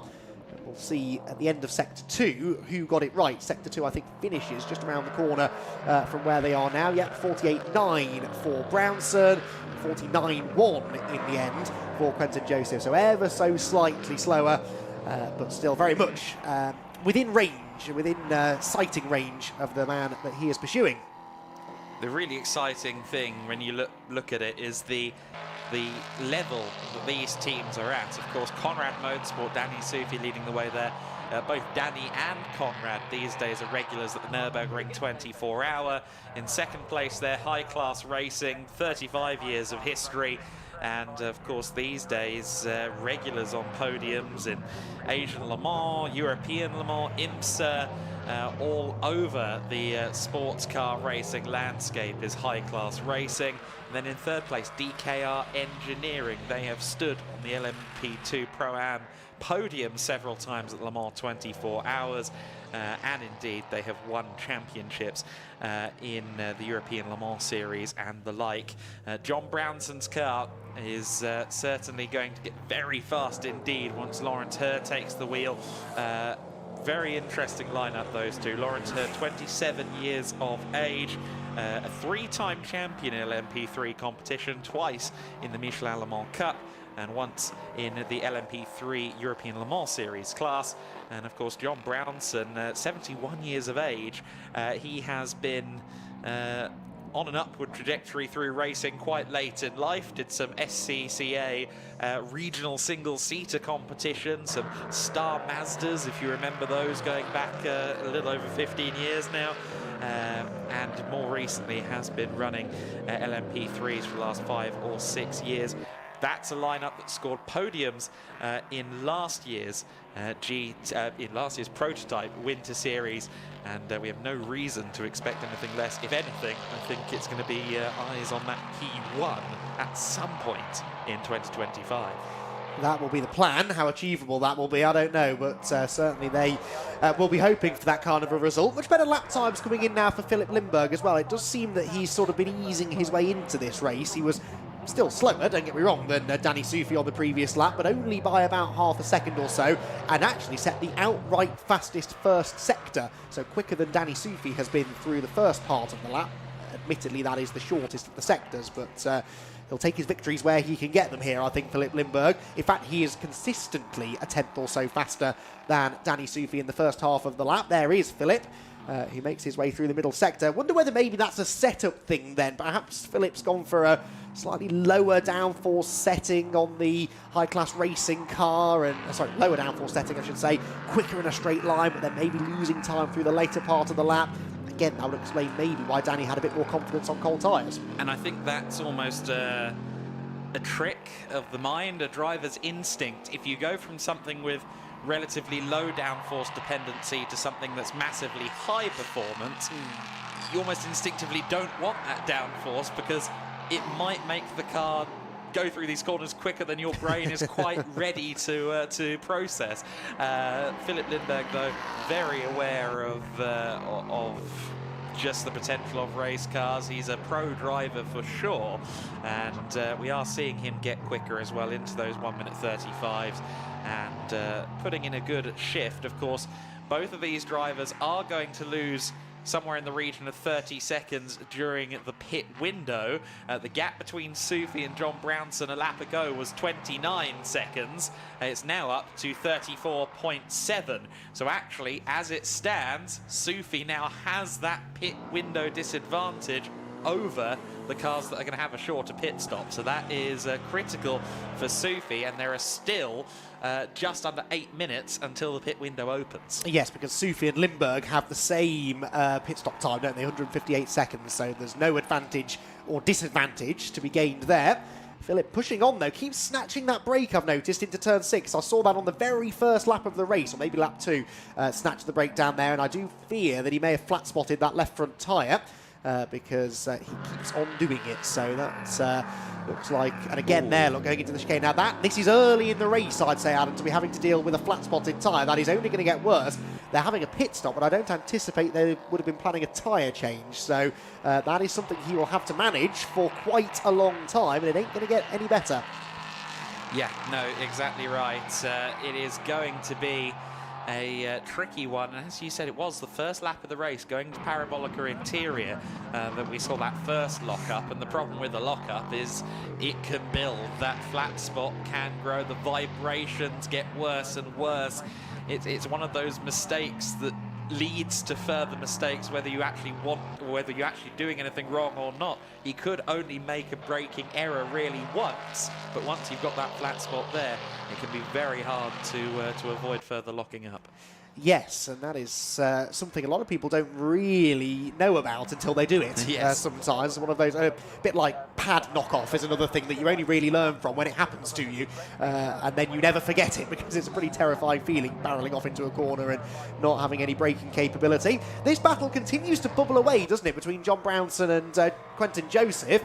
On the previous lap, Quentin in 4th position, well, 3/10 slower actually, so the gap must have come down a fair bit a few laps ago. They were 3 seconds apart, they're now 2.8 seconds apart, but I think they've been closer than this. So again, gaps ebbing and flowing. They both actually did their personal best laps on the previous circuit. John Brownson and Quentin Joseph now around 40 seconds adrift of the race leaders, but our closest pair of drivers on track. And they still, of course, owe us a pit stop, as everyone does, and both of those pit stops will be 2 minutes and 9 seconds in length. So assuming they come in at a relatively similar time during the pit window, it's going to be very interesting to see how Lawrence Herr and David Drew come up against each other. Of course, sometimes you see the bronze driver in a lineup. As soon as the window opens, I'm in, get him in there, let's see what happens. I'm going to sit back on the sofa. But maybe they've decided to go halfway. It's hard to know, but we will find out. Very similar tales of the tape between those two, between Lawrence Herr and David Drew, both 27 years old, both with championships under their belts and several years in LMP3 machinery, as we see Michael Doppelmayr there, I think, getting put a lap down by Danny Soufi. Doppelmayr, who is sharing with Pierre Caffer, of course, a winner in the GT2 class at the Le Mans 24 Hours now, going back over 15 years. Those two have shared cars a lot in recent years and have had several successes along the way. But for Doppelmayr, this is a new experience. He's only really done the lion's share of his driving in GT3 or GT2 machinery. Moving into LMP3 is a big step. These cars do have traction control like a GT3 car, but it's a fairly primitive traction control versus a GT3 car, and in fact a lot of the teams will not use the traction control even if it is available to them. I think in the Ligiers typically teams do, in the Duquesnes and the Ginettas usually not, because the car is better out of the corners without it. And they don't have ABS, which again compounds issues for Philip Lindbergh, who appears to be flat spotting his front left. So for someone like Michael Doppelmayr, who has done so much in GT racing and is of course the AM driver of the lineup, this first ever endeavour into LMP3 is a steep learning curve. Yeah, certainly is. They're tricky cars to drive by all accounts, aren't they? Because as you said, they don't have a huge amount in the way of electronic aids to help the drivers, but they're so powerful. They have downforce, but they're quite heavy. So there are lots of things that should make them pretty nice to drive, pretty easy, but they are almost always balanced out by something that makes it a bit trickier than you might expect. So they are challenging cars, but certainly the likes of Danny Soufi, he's cracked the code, hasn't he? He's figured out the way in which to get one of these round a track quickly. Philip Lindbergh there, I don't think could quite figure out which way Doppelmayr was going there, so just a bit of a hesitation on accelerating out of turn number 6, but he does, in the end, safely negotiated the now lapped car. Makes his way up the hill with 32.5 minutes or so still to go. And still the closest battle remaining, that one for third place, where actually now, Adam, they are less than 2 seconds apart. That is now, I think, about as close as Brownson and Quentin Joseph have been so far in this race. Yeah, absolutely right. Quentin Joseph is closing in on Brownson. Brownson, I suspect from memory last year, he was typically pretty resolute on handing the car over early doors in the pit window. There are just 2 minutes now before the window opens, with 30 minutes of the race plus 1 lap remaining, and we will see how that shakes out. I'm personally quietly rooting for DKR and CLX to be on the same page as to their pit windows, because I think Lawrence and David Drew will certainly put on a show in the second half if things stay as they are. And in fact, a time delta worth keeping our eyes on is that between High Class Racing and DKR, second and third places, is currently about 37 seconds. So again, that has eclipsed by some 8-9 seconds the pit window time. But again, things can go wrong in these pit stops as well. We do often see the LMP3 cars struggle to fire back up again after a couple of minutes at idle. That's a fairly consistent trait.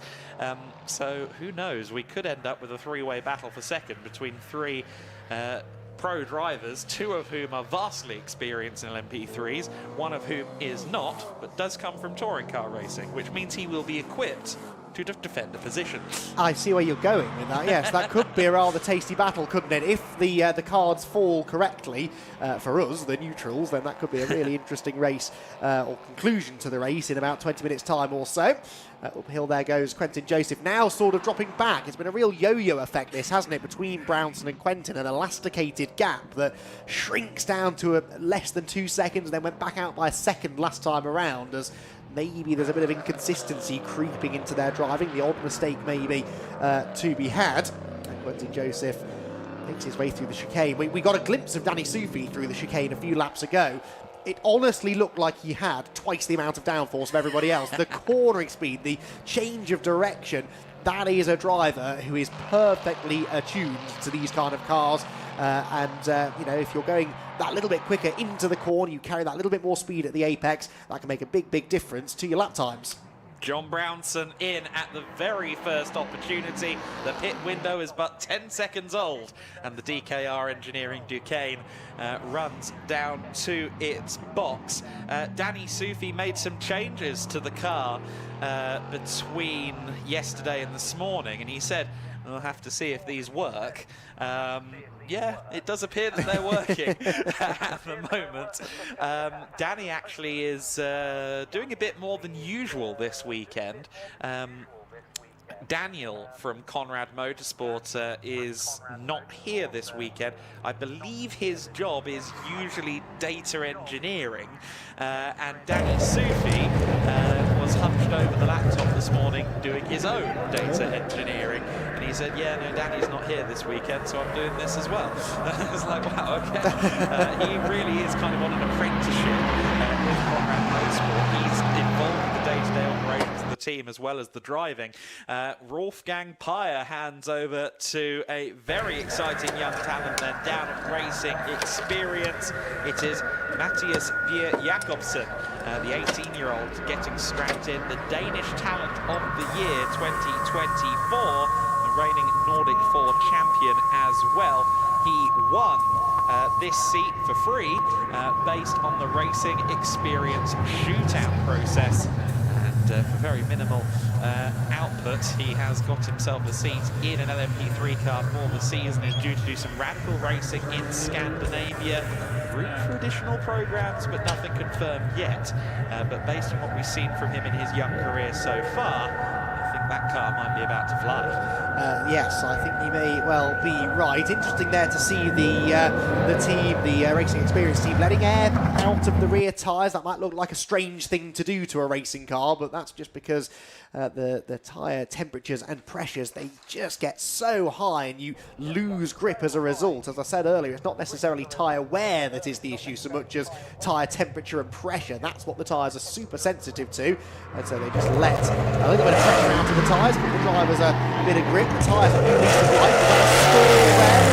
I think it was a lovely noise it makes eventually when it leaves its pit box, but that I fear was a couple of seconds lost to it, as something you actually predicted may happen earlier on. Yeah, these can be tricky beasts to get back off and underway. So then, the 12 car is on its way out. Already exited the pits has Lawrence Herr in the number 3, so he's out there. Lindberg and Sufi have continued on their way. Everyone else has either served or is serving their pit stops. So it's only Sufi and Lindberg we have left to see in the pits. Doppelmayr has come in to hand over to Pierre Caffer, and the Lawrence Herr and John Brownson car has had their shift. We see that car on screen at the moment now with Lawrence Herr at the wheel. And of course, a point of interest here, we should keep following this number 3 car for the next few corners, because the next question is, well, where does David Drew come out in comparison? Because he came into the pits a lap later, so you would theorize that potentially the gap will have gone slightly in Lawrence Herr's favor. But let's wait and see how it shakes out. Already, I would say the body language of this car just looks a little bit more attacking, doesn't it? A bit more decisive, maybe. So Lawrence Herr pushing on. There is the car look coming out of the pit lane, and Lawrence Herr is going to go through. So Lawrence Herr will definitely be ahead of the number 87 car. By how far, we'll have to wait and see. But David Drew hadn't yet got to the pit lane exit line, so still stuck on the pit lane speed limiter. And look, that's an enormous gap now between the two of them. Still, the 87 car hasn't appeared. Now it does, but I'd say that's got to be getting on for 10 seconds or so now, adrift of a podium. Yeah, 11 or 12, I reckon, at the very least. That's a big gap between the number 3 and the 87. David Drew is good. I'm not sure if he's that good. We're going to find out, though. Danny Sufi is into the pit lane to make his mandatory stop. Again, you can see there's some tyre pressure adjustments. It's a fairly leisurely pit stop at just over 2.5 minutes, so they've got time. I'm sure if Danny was so willing, he could probably hop out and see how his data's doing before he gets back in the car. But he does continue to sit there in waiting, which has handed the lead, at least temporarily, to Philip Lindberg. So the Ligier from High Class Racing leads the way and is the only car left to serve a pit stop. He's still got 5 minutes to do so before the window closes. There is the number 3, that is Lawrence Herr, and he is on the charge, as we said. Aggressive body language. That car is hustling. Well, he's just set the fastest first sector of anybody, so quicker than anything Danny Sufi managed. Well, in fact, it was Philip Lindberg, wasn't it, who was the Sector 1 maestro earlier on, but personal best in the second sector too means that this car number 3, has now set the fastest lap of the race. So Lawrence Herr not only looking likely to defend third position, could he prove to be a bit of a problem for the top 2? We still have 24.5 minutes of this race to go, and he is absolutely flying. He's just gone quicker again in Sector 1. Interestingly, number 87, which is the David Drew-driven machine, on his outlap has set the fastest final sector of anybody. So there's some pace in these drivers who are fresh in for the second half of the race. They know exactly where they stand, or they will do in a few minutes, in relation to everybody else once all of the stops have been done. There is the confirmation of the fastest lap by Lawrence Herr, but he is already going quicker on this lap that we're watching. Yeah, Lawrence Herr is a almost second to none talent when it comes to LMP3s. Meanwhile, I can hear Danny Sufi's car firing up from the pit lane. That's the good thing about the LMP3s. You could almost audibly call this race without any pictures. Here comes Sufi. Of course, the pit limiter area continues on well down towards the first corner. So you've got this agonizing moment here of just driving along what kind of feels like you should already be kind of off the limiter, but no, he has to wait. And there is Pierre Caffer at the back of the field. Yes, I'm sure that car is going to be lapping a lot faster now as well, with Pierre at the helm. Yeah, so there goes Danny Sufi back out on track. More and more purple sectors coming in from drivers elsewhere. Another fastest lap look for Lawrence Herr. So a 1:34.1, Sufi's best lap so far. A 35.1, that's a full second quicker than Danny Sufi has been so far in this race. Now, maybe Danny was keeping a little bit in reserve. I don't know, but that will be a little bit concerning. As big a lead as he'd had a longer pit stop than some of these drivers behind, so they're closer to him now than they were before the stops, and that gap could keep coming down. David Drew now actually steals the fastest lap away from Lawrence Herr, only by a few hundredths of a second, but yeah, this could be about to get quite interesting. It could be. I think so long as Danny's pace remains as is and doesn't drop, he should be okay. But let's see how this unfolds. Into the pits comes our effective second place man, momentary race leader Philip Lindberg. So he is not going to swap. He's a solo driver just like Danny Sufi. So we'll see where he comes out. I think not so much in relation to Sufi. I think it's going to be the delta between himself and Lawrence Herr that really is the tale there as to how this podium is going to stack up. Here is David Drew. So David Drew heading through the S's and towards the parabolic Ayrton Senna once again with 21 minutes and 35 seconds left on the clock. Philip Lindberg is going to be stationary for quite some time yet. and we'll have to see what that delta looks like. Well, I mean, his stop is 29 seconds longer than the stop was for the number 3 car, and the number 3 car is going quicker than he has been. So I really do fear that Philip Lindbergh may not be in second place when he comes out of the pits. A 33.7 now for David Drew. A 33.7. Danny Sufi has done a 35.1. I think that was a full flying lap, wasn't it, for Sufi last time? Sorry, that was his best. Yes, it was a full flying lap, but that was quite a bit slower then than the chasing pack. It's all going to shake out in the next few laps, but yeah, Danny Sufi, well, 20.4 seconds, let's call it. He was ahead of Lawrence Herr, but on the previous lap went, well, quite a bit slower. That was his out lap, though, so we'll see how this one goes. Half a second dropped in Sector 1, though, Adam, so still, despite a personal best in Sector 1 for Sufi, he can't match the number 3 car. No, that's going to be compelling. I think that the high-class racing car will come out in second because it was about 40 seconds, in fact, a little bit more than 40 seconds clear prior to the window.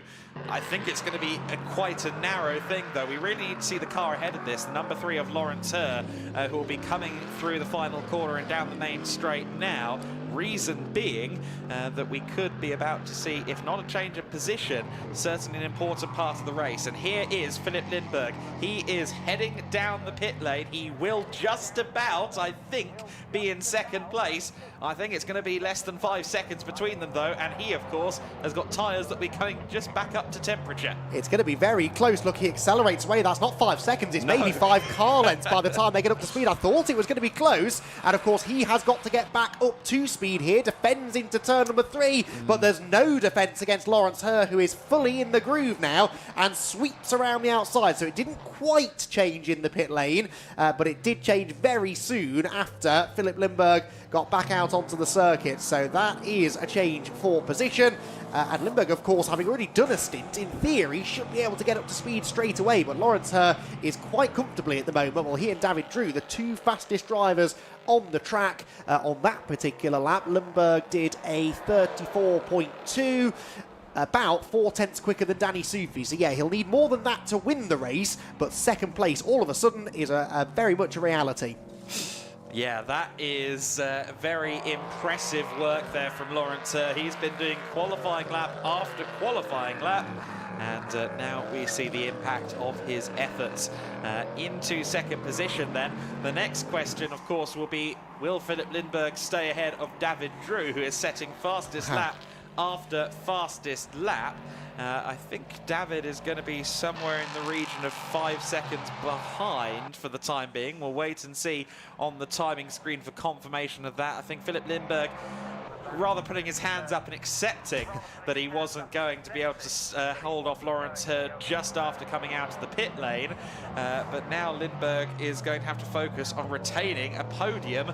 He's about 6.4 seconds clear of David Drew, who is now into the 133.1s, a 133.180 for David Drew. So the official gap is 6.4 seconds between Lindbergh third and Drew in fourth position. I'll be honest with you, Adam, 25 minutes ago I wasn't expected to be this excited with the second half of the race beckoning, but what a fantastic idea this pit stop handicap system, should we call it, has been, because it has transformed the race and given us something to really get excited about heading into the final quarter of an hour or so. Lawrence Herr is now within 20 seconds of the race leader, although on the previous lap only a half a tenth or so quicker than said race leader Danny Sufi, who I think is now settling into things. He's realised he's still got a big gap. The team, I'm sure, are updating him all the time about what that gap is, and really the battling now is going on behind him. Can David Drew catch Philip Lindbergh? And if he can and get through, how much further ahead will Lawrence Herr be? Yeah, Sufi lapping in the 34s now. He was a bit off this time by a 34.8 his previous lap.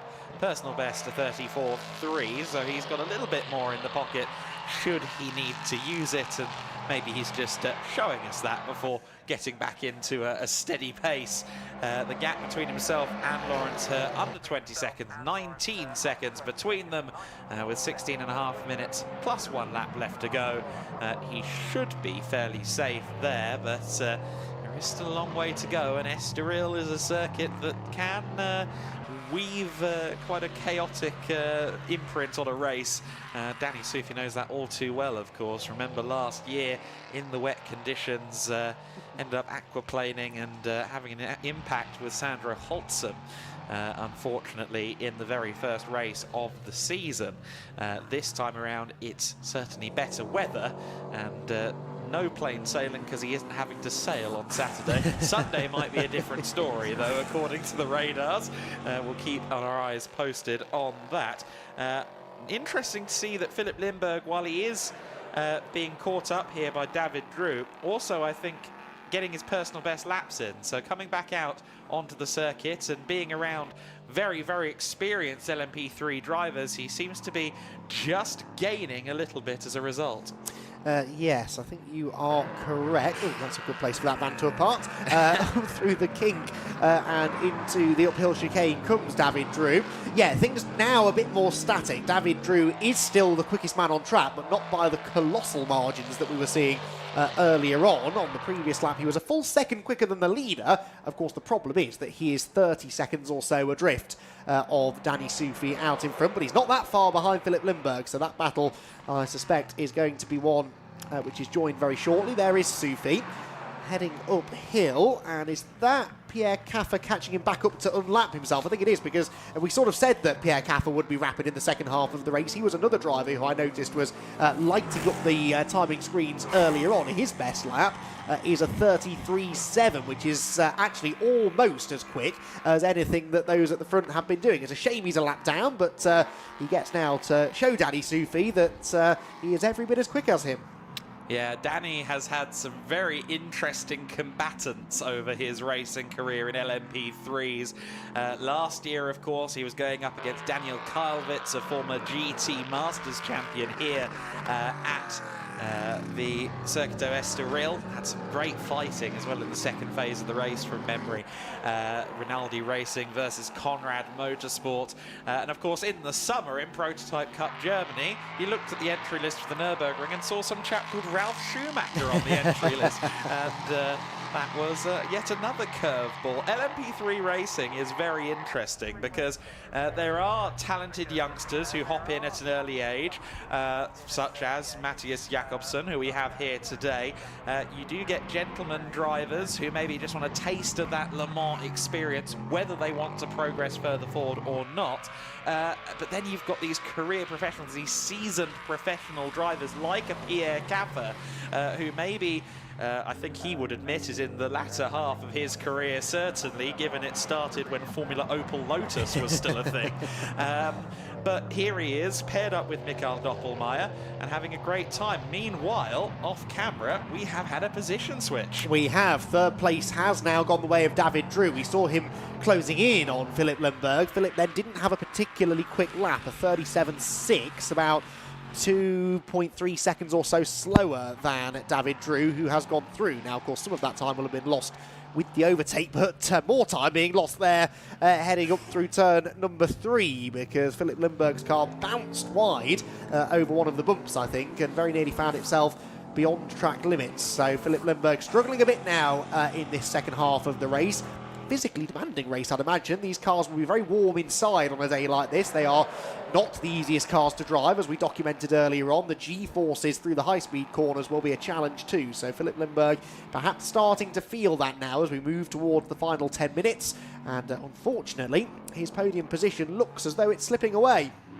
Still was very amused by his analysis of the car on the pre-grid with Izzy Browning, just like, yeah, proper race car, proper race car, not a touring car. Seemed to be very happy to be at the wheel of an LMP3. And of course, you have to imagine running a LMP3 car with a team like High Class Racing, who compete in the very highest echelons of sports car competition. This is a sign of things to come for Lindberg's career. He will be very eager to impress and prove his mettle as the season goes on. Of course, we have the Ligier and the Duqueine chassis on the circuit at the moment, and it is Ligier from Duqueine at the front. These two cars are kind of the primary options that people have taken with these second generation LMP3 cars. The same was largely true in the first generation as well. Once all of the chassis were introduced, it was kind of a gradual introduction. But it does appear that we are going to get a bit more diversity of chassis in the 2025 season onwards. The third generation cars we saw earlier this week here at Estoril, the third generation Ades, the V6 powered Gen 3 LMP3 car, doing some testing with Nielsen Racing that they publicly acknowledged on their social medias, and that's a good sign. A team as prominent as Nielsen running the Ades, which has been possibly the least favoured chassis. And then you also have Ginetta, of course, who are making big strides to improve that third generation car and are confirmed to be heading into the European Le Mans series for the first time in quite a few years in 2025. So really interesting to see the third generation cars seemingly getting a bit more, all of the marks on the top grids, which is something I think a lot of people have been longing for. But equally, there's this this old soul part of me that just doesn't want to let go of these incredible sounding V8s. And it is the noise, really, isn't it, that makes them so special. A smaller engine might actually make them nicer to drive in some ways. It will make them lighter, certainly, which we said earlier on is one of the challenges of these cars. But and I know this is easy for me to say from the comfort of a commentary box, I don't really think racing cars should be too easy to drive. We like to see the drivers challenged, and we like to have a nice soundtrack to go along with that. And certainly that's something that the previous iterations of LMP3 cars have very much given us.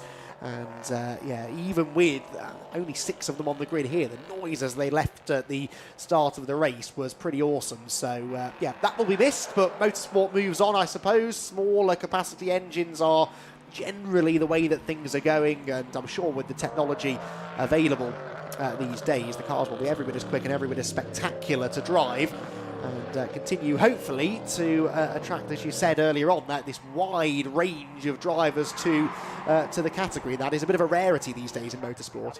And here's a bit of a phantom battle, because Pierre Caffer says, yes, I do want to unlap myself, Danny. Danny Soufi, last time by, the lap previous to this, set his best of the race, a 34.0, well, just over a lap and a half ago now. So he was getting hustled on by Pierre Caffer, but Pierre running at the back of the field, will be having a good time, but spins! Oh no, just after we were saying that he's unlapped himself, he's really hustling the car. The rear end lets go, and again, a great example of just how challenging these LMP3 cars are. Even someone like Pierre, the adrenaline starts to flow. He's gotten through, he's gotten past the leader in this kind of phantom battle, but then the rear lets go. The next words out of my mouth, Adam, were about to be, this is not ideal for Danny Soufi, because this could pose a distraction to the race leader that he could do without. And a distraction is definitely what that was, wasn't it? Pierre Caffer spinning in front of him. I'm sure Danny's eyes would have widened significantly when that happened. He picked the right way to go, thankfully, and at least because he hadn't started the lap, a nearly 17-second lead over Lawrence Herr, he was able to just roll off the throttle, hit the brakes maybe even, to safely negotiate that situation. That will, of course, have shrunk the lead margin slightly. We'll see exactly by how much at the end of the lap. I'm sure he will still be feeling reasonably confident, but that was a situation he would have rather avoided for sure. Of course, from Pierre Caffer's perspective, he was probably thinking, right, I've unlapped myself from the leader, better get on with this now, hadn't I? I don't want to sit here and hold him up. And the very next corner overdid it slightly, but 7.5 minutes to go. There's a chance, I suppose, Pierre could still catch back up again. It is now the length of the pit straight, I think, between the leader and second place. We'll get that gap for you momentarily when Lawrence Herr crosses the line. 14.5 seconds. Danny Soufi won't be too panicked about that, having survived what was a hairy moment. Hairy moment indeed there for the race leader. Pierre Caffer goes by, and as we see, Pierre Caffer then ends up behind him again, just losing the traction there on turn-in. And what did you spot there, Andy? He just went over the white line on the left-hand side of the road. He wasn't fully on the dirt, but there's a bit of dirt, I think, that's been dragged onto the road, and just saw a little kick-up of dust as he turned in, right when he was leaning on that left rear tyre, which I suspect was the reason for the spin. Yeah, fine margins, isn't there, between those fast laps he was putting in and just going over the cliff, as it were. And that's what we've seen on this occasion. Philip Lindberg now running pretty lonely there in 4th position. As we alluded to, TCR Denmark, but also the Danish Endurance Championship in 2021, which he had a role in helping a team win in a GT3 Audi back in 2021. So he had that trophy added to his cabinet and has been a podium finisher and a race winner in TCR Denmark. I must say, very handsome and very Danish car, the high-class racing number 20. It's wearing the correct colours. That left front is, though, probably looking a bit more like a 50p piece now. Yeah, it's not going to be a comfy ride, is it, I don't think, for Philip Lindberg, who will be probably quite grateful to see the checkered flag in 6 minutes or so. It's been a frustrating race, really. Ran in second for so long earlier on, managing that flat spot and still keeping a relatively strong pace, but just came out of the pits immediately into trouble and just never really got a chance to properly settle into the second half of the race. And yeah, very much managing this situation now with the left front tyre into the closing stages. But if there is a bit of promise to be taken from this race, it's that he had podium potential. It just hasn't quite fallen his way on this occasion, but he'll be hopeful that changes tomorrow. Yeah, absolutely. Oh, goodness me, the rear end stepping out on him there, but he actually did quite a good job to keep it pointed in approximately the correct direction. Of course, his big question mark will be, okay, I was just off of Danny in qualifying. Why was that not the case in the race? And he and the team will look at the data and try and learn from it as best possible. And of course, that is a part of it as well. Danny Sufi, make no questions, no doubts about it. He is here to defend his championship. This is taken very seriously by him.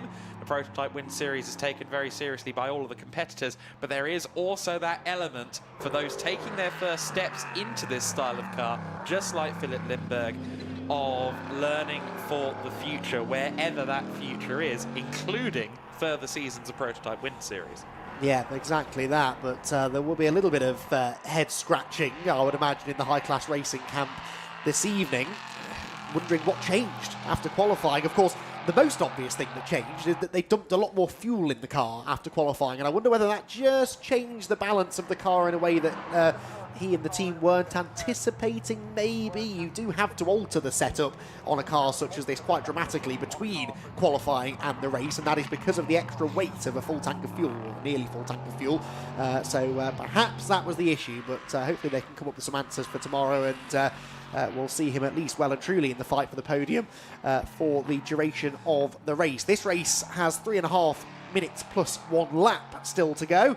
The lead gap is 12.5 seconds now between Danny Sufi and Lawrence Herr, but Lawrence hasn't come under the assault that I perhaps anticipated he would from David Drew. Those two, their lap times have sort of balanced out now a little bit in the latter stages. David Drew is still a little bit quicker than Lawrence Herr, but not enough to bridge what is at the moment a 6.5 second gap. So, barring any late race dramas, I think the podium position's pretty set, but they are a lot closer at this end of the race than they were about 40 minutes ago. And I must correct myself for Danny's benefit, if anything, because he will tell me off for this. He was actually just over 2 seconds faster than anyone else in quali. They were 32 and 34.8, but my brain was processing that very wrong indeed. So Danny will be saying, no, I knew I had the pace going into this race. 32.813 was his pole time. 34.858 was the time for Philip Lindberg. So actually Lindberg wasn't that close to the ultimate pace. That said, though, he was quicker than the efforts of Lawrence Herr and David Drew in qualifying. So he'll be looking to fight for a podium on Sunday when we do 50 minutes plus 1 lap all over again. And of course, that also, 32.813, tells you that Danny definitely has something in the pocket, just in case he needs it, because his best lap of the race, 34.0. It's not realistic to always expect a quali time in the race, but certainly, I think if he needed to go into the 33s on race pace, he can. That's interesting, though, isn't it, then, that Lawrence Herr and David Drew have been faster than him in the race, but not in qualifying. As you say, maybe he's driving at 90% because that's all he needs to do, but intriguing nonetheless that they seem not only closer to his pace, but indeed faster over the course of this race run. I'm anticipating 2 more laps to go, probably, in this race, because by the time this time he will come across the line with, 1 minute and 15 seconds to go. The next time around there'll be no seconds to go, and we have that bonus lap in at the end, which I'm sure he will negotiate, hopefully, trouble-free. Accelerates onto the pit straight with there Pierre Caffer off in the distance, does Lawrence Herr. 12.4 seconds now the gap to the race leader, and his margin back to David Drew is, well, 4.9, so it's coming down a bit more rapidly now, but again, I suspect Lawrence Herr is very much managing the pace now as we run towards the checkered flag. An observation, if I may. DKR Engineering, one thing I really enjoy about them is they show up to the Prototype Winter Series with a nearly bare carbon fibre car. Last year, it had a little orange nose tip. This year, the airbox is painted in a kind of slightly off blue. But is it just me, or does it look quite a lot like a Conrad Motorsport car? Especially from above. Yeah, I don't think they thought that one through, did they? Yeah, that's... well, they're gradually adding some colour to the car anyway, but I'm like you, I quite like the sort of naked carbon fibre effect. Yes. And when you get to see that car up close, actually, it really does look like a proper bit of kit, doesn't it? The liveries can sometimes disguise the intricate design of a high downforce car such as these ones. So, yeah, a pleasant effect for sure. Danny Soufi heads off the final corner, though, with 1 more lap of the Estoril circuit to be completed before he claims the first Prototype Winter Series win of the year. Yeah, 1 lap to go here, of course. We've still got more racing to bring you. The GT Winter Series will be out next. Alessio Ruffini last year showed up with a bare carbon fibre Lamborghini. I begged him not to put decals on it. It's come back this year, very decaled indeed. Danny Soufi, though, on the final lap of the race, as we've said, going through towards turn 3 now, the Lamy bend. Very difficult corner. Camber is very iffy. We just saw it claim Pierre Caffer earlier on, of course. And getting the traction right out of that corner is an immense challenge. Curva VIP, and then onto the back straight. Of course, there is a kink there. It is called turn 5. A turn in this car, it absolutely is not. Although in the rain, as we saw last year, yeah, it is. Turn 6, Parabolica interior, then downhill towards Arella for the final time. For Danny Soufi, this race really has been a controlled exercise. The defending champion didn't always have it his own way. He was consistent. He wasn't always at the very front, though. He got some challenges from, in some cases, part-time entries during 2024. In 2025, the season is kicking off in the best way possible. 1 final bend between himself and the checkered flag. The Parabolica Ayrton Senna gives way to the kilometre-long main straight. And for Danny Soufi, it is win number 1 for car number 1. He wins the first Prototype Win Series event of the season. Pierre Caffer crosses the line 2nd, but he is 6th and a lap down. 2nd in the standings. Lawrence Herr crossed the line to take that silver medal position, as it were, and David Drew rounds out the podium places. Both of those drivers were homing in on Soufi, and of course they will be starting the Sunday race. So I think the first half for Sunday is going to be quite the thriller. Philip Lindberg is the car we expect to see next in 4th position.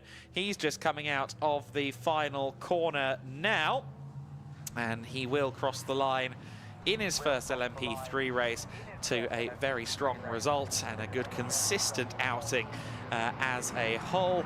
Matthias Bier Jakobsen will take 5th position. The youngster, we haven't seen that much of him in this 2nd phase of the race, but he has been there in the 1 minute 33s as well, setting consistent and very quick pace. In fact, his fastest lap better than Danny Sufi's fastest lap in the race. So Matthias Bjerre-Jacobsen really showing his stuff in his first LMP3 race, and of course he will have the opportunity to take the start on Sunday and put the car into a strong position for Wolfgang Peyer in the second phase on Sunday.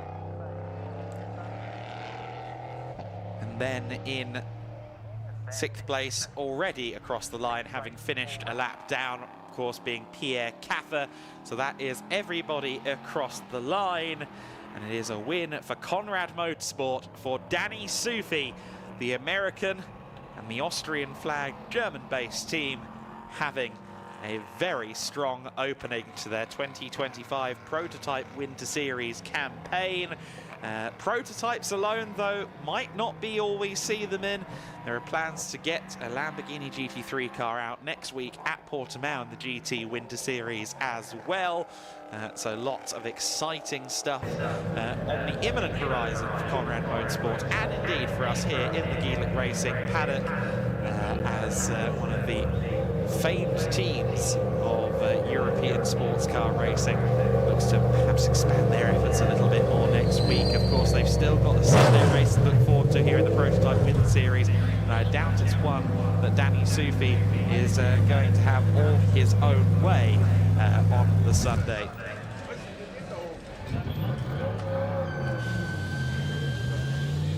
So there we see Sufi trundling in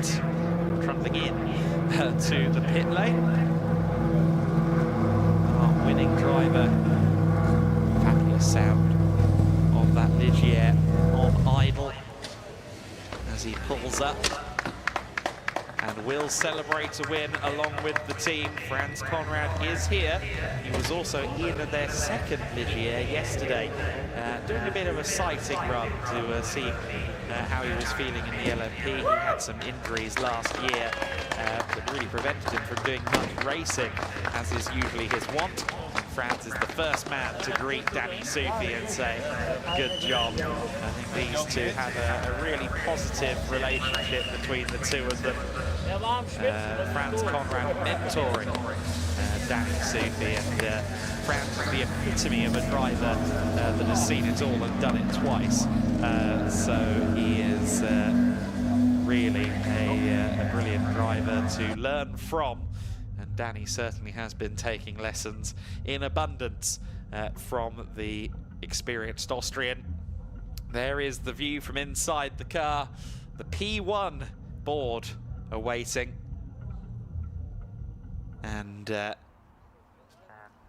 we look forward to seeing more out of the Prototype Winter Series on Sunday. We will soon get some reaction from down there in the pit lane. Of course, Danny will be rehydrating, wanting to debrief with the engineers, but he's always a good one for a conversation as well, so we should hear from him in the next few moments as the drivers make their way up to the podium. And in fact, right on cue, Izzy is with Danny now.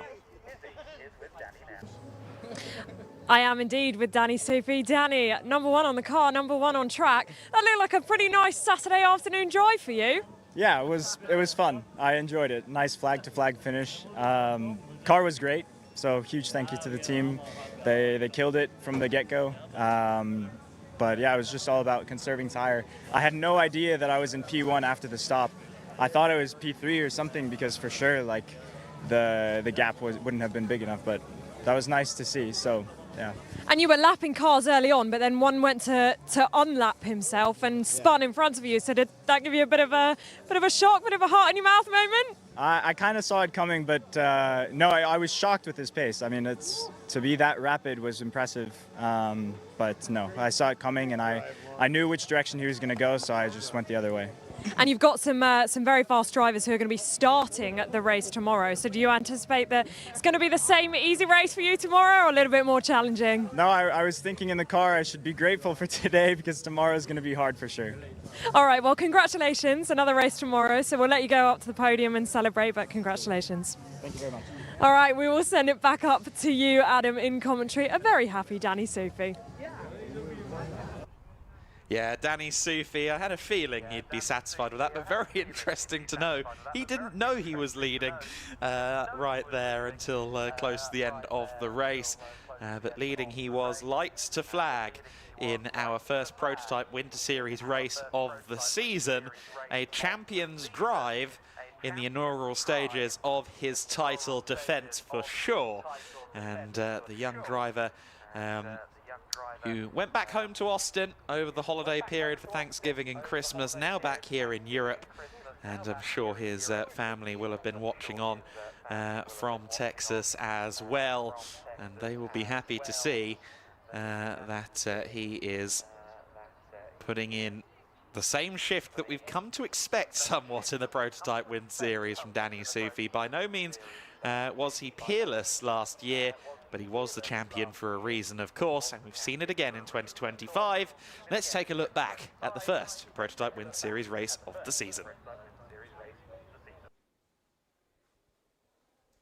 The V8 Thunder of the second generation 5.6 litre V8 LMP3 cars roared into life to the thrill of the fans. As you can see, a great turnout of fans for this free-to-attend event, the GT prototype and GT4 Winter Series, and plenty of fans enjoying the action as we see them there. But it was a drag race to the line between Lindberg and Sufi as the race got underway. Certainly Sufi got the better of the starts, and Lindberg unfortunately couldn't really match Danny Sufi in the early stages. An early lead, a clear lead for Sufi through the first few turns. Meanwhile, John Brownson and Quinton Joseph who were having a bit of a scrap for third and fourth position. Wolfgang Peyer behind them as well in the number 12 Racing Experience car, and Michael Doppelmayr at the rear of the field during these first stages of the race. While Wolfgang Peyer was somewhat lonely, as was Doppelmayr behind him, it was a close run thing for third place. Brownson was only ever a couple of seconds clear of the Belgian Quinton Joseph in this early phase of the race. Of course, the first 20 minutes fairly steady going for everybody, but the pit window would do its thing at the halfway point of the race and shuffle up the deck a little bit in this prototype Winter Series race. There you can see the gap about as big as it got in the battle for third and fourth position. Quinton Joseph would sometimes be getting close to the rear wing of Brownson. Then Brownson would respond. It was a high-speed chess match for third and fourth position between DKR Engineering and CLX Motorsport, of course, formerly known as Cool Racing. Meanwhile, for Philip Lindberg, it was a battle against his own front left tyre for quite a long part of this race, having to deal with some tyre lockup on occasion. But all in all, putting in a good shift at this time in second position.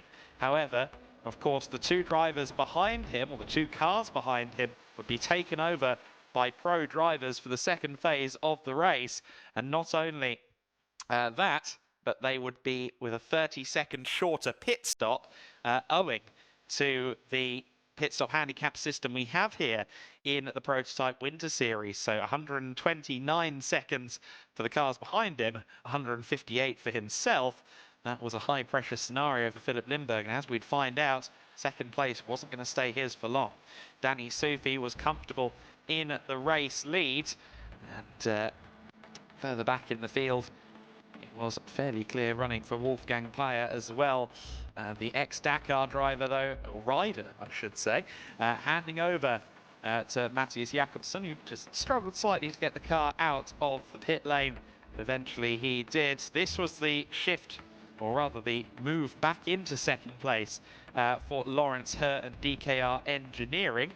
Well, at the time, I should say, it was third position there for her over Wolfgang, over David Drew, sorry.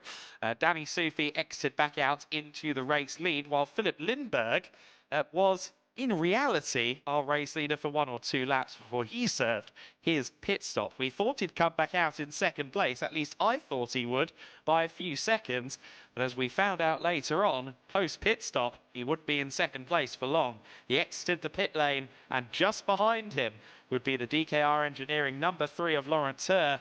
I think Lindberg realised keeping his powder dry was perhaps the way forward. Didn't fight too hard up against Lawrence Herr, who was released into second place. Shortly thereafter, David Drew would find himself on the rear of the Lindberg-driven high-class racing car and would get through into third place. Lindberg would ultimately finish 4th position ahead of Wolfgang Pirate Mattis Jakobsen and Pierre Caffer in the M Racing car. In 6th place, he would remain in 6th, but he was also closing in on Danny Sufi. He was just over a lap down on the race-leading car, and that would become quite a compelling battle, as it were, on the track. A phantom battle between the car in last and the car in first. This was the moment that Pierre Caffer unlapped himself, got through, remaining in 6th position, but at least getting himself onto the lead lap.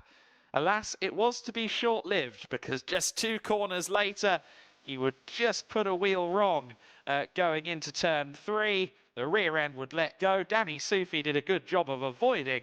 Pierre Caffer would rejoin the race, as you can see here.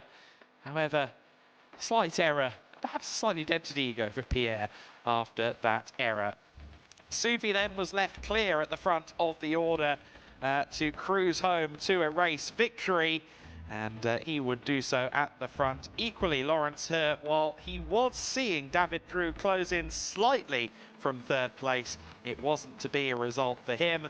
It was a checkered flag, though, for Danny Sufi. Sufi and Conrad Motorsport back in the Prototype Winter Series, and the reigning Drivers' Champion from 2024 has started 2025 firmly on the right foot.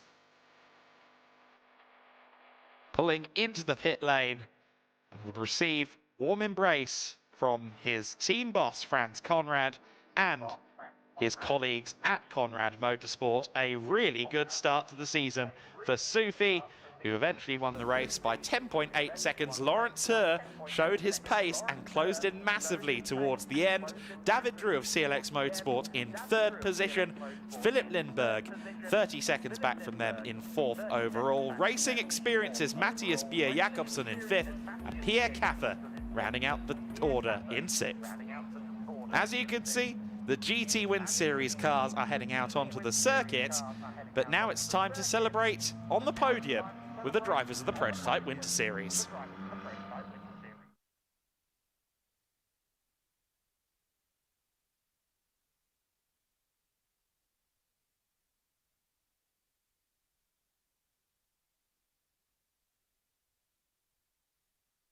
So we are good to go with the podium for the Prototype Winter Series then. We will start with our 3rd placed drivers for CLX Motorsport. It is Quentin Joseph and David Drew. Sorry, David. How could I forget about David Drew after a fantastic performance in the second half of the race? In 2nd position, we have the pairing of John Brownson and Lawrence Herr. Congratulations, guys, onto the 2nd step of the podium. But ultimately, the race victory went in fairly convincing fashion to Conrad Motorsport and Danny Sufi. Danny gets a great reception from the crowd down below the podium. The trophies ready to be presented. The 2nd and 3rd place trophies by Bruno and Mario from our champagne providers, Kinta-Arkas, and the winning trophy by Jan from Gielich Racing. Another big round of applause. The drivers will pose now for the photographs. The photographers make their way out onto the podium then. And after a very exciting first race of the weekend for the Prototype Winter Series, we look forward now to race 2 to come tomorrow afternoon. Perhaps in very different conditions, a different running order of drivers than what we had here today. It's going to be an enthralling race. We're just going to wait for the photographs to be done. And down off the podium, then we'll go speak to David quickly before he disappears downstairs. David, it was an exciting second half of the race for you, wasn't it? The pit stop really mixes those races around. Yeah, for sure. You need to be quite sharp on the restart of the with the time loop. So it was quite interesting. I think we did quite a good race. We wanted to be on the podium at the end of the race, so I think we achieved the first goal of the weekend, and now let's go on for the second race of the weekend. Are you a driver who is excited about some rain tomorrow or not?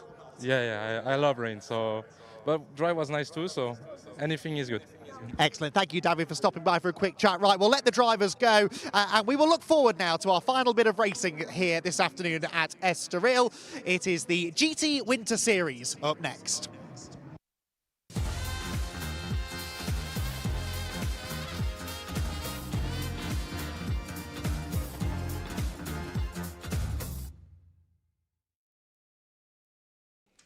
So the GT Win Series cars heading out on to the circuit now. These are the big guns, the big burly GT cars that really put a rumble through your chest. Some of the fastest supercars in the racing world today. We've got a hearty mix of single mate cars from the likes of Ferrari Challenge, Lamborghini Super Trofeo, Porsche Carrera Cup, et al., and GT3s up there at the sharp end. The sharp end, I believe, is where we'll find Izzy Browning. That is indeed where you will find me. Last race of the day. Can't quite believe it's gone so quickly. But of course, we've got lots more racing coming up tomorrow. We are on the grid for the first GT Winter Series race of the weekend. As Adam's already said, plenty of classes in this race. So plenty of cars for us to go and have a look at. And that's something I'm quite keen to do, just to give you a little bit of a look down the grid. But one thing I will say, just quickly, Johnny, if we spin round, should have done this really at the beginning, but you've stuck around, so it's okay. To give you a little look down to the turn one. We've got the safety car just heading off on that lap now. But yeah, a little bit of a look down to turn one. We will try and do that most of the tracks that we go to, just to give you a bit of an idea of what the drivers will see going down to turn one. So we have got on the pole position Jerzy Spinkovitz. Now that's the unique racing car. This is a Cup 4 Lamborghini car. He has got, well, a champion in Clio Cup, but has spent a lot of time with this team, and 1 year of Lamborghini Super Trofeo racing under his belt. So the door's still open, so I'm going to dive in. Jerzy, great to see you. Welcome to the Winter Series. How are you feeling? You're on pole position for the first race. Yeah, the quali was quite good. Yeah, now the race will be difficult for sure with the GT3 cars. Yeah, so we will see how the race goes. And do you like Estoril as a circuit?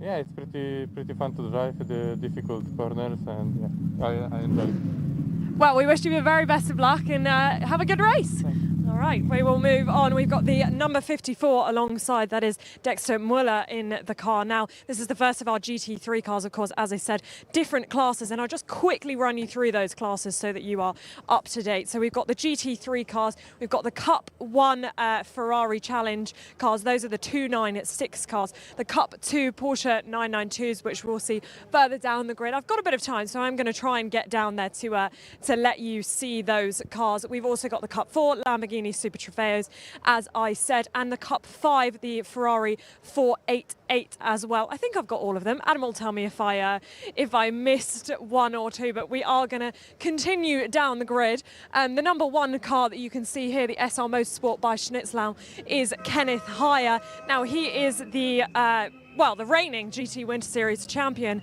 of course, with Jamo Hartling. Jamo in the GT4 Winter Series with Enrico Federer this year. But Kenneth back on the grid and with a new partner this year in Moritz Viskerschen. Kenneth, great to see you, reigning champ, and you're in a good position, but I'm sure you'll be wanting to get up there and take the win today, won't you? Yeah, the plan in the quali was not to qualify on P3 for sure. Yeah, it's a long series. We are all races here in the series, so we have to be also a bit clever in the races. So let's see of the speed of the Lamborghini, especially at the start. with the more power. But yeah, afterwards I want to be 1 or 2, something like that. Yeah, absolutely, you're right. I mean, you are here for the full season, so playing it a little bit clever, as you said.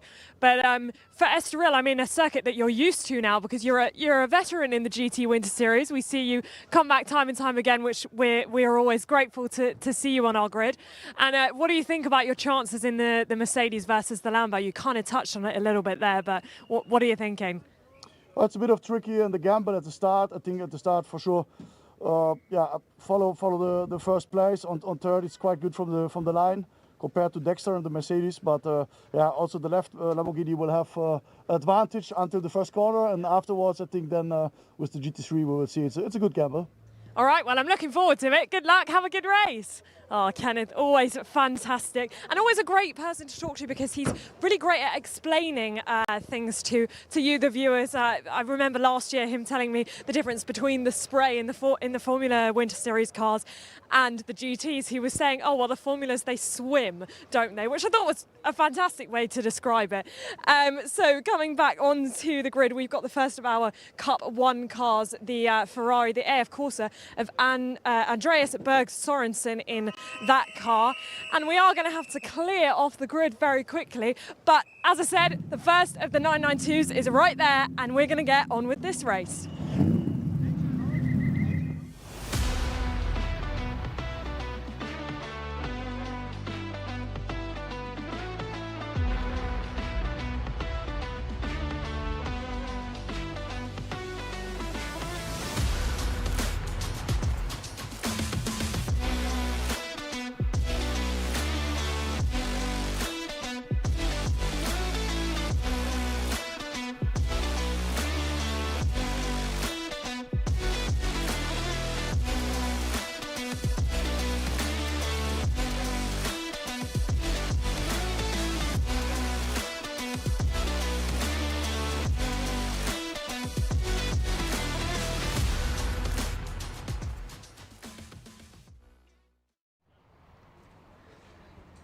Well then, if you put a weapon to my cranium and told me what's GT racing, it's just this.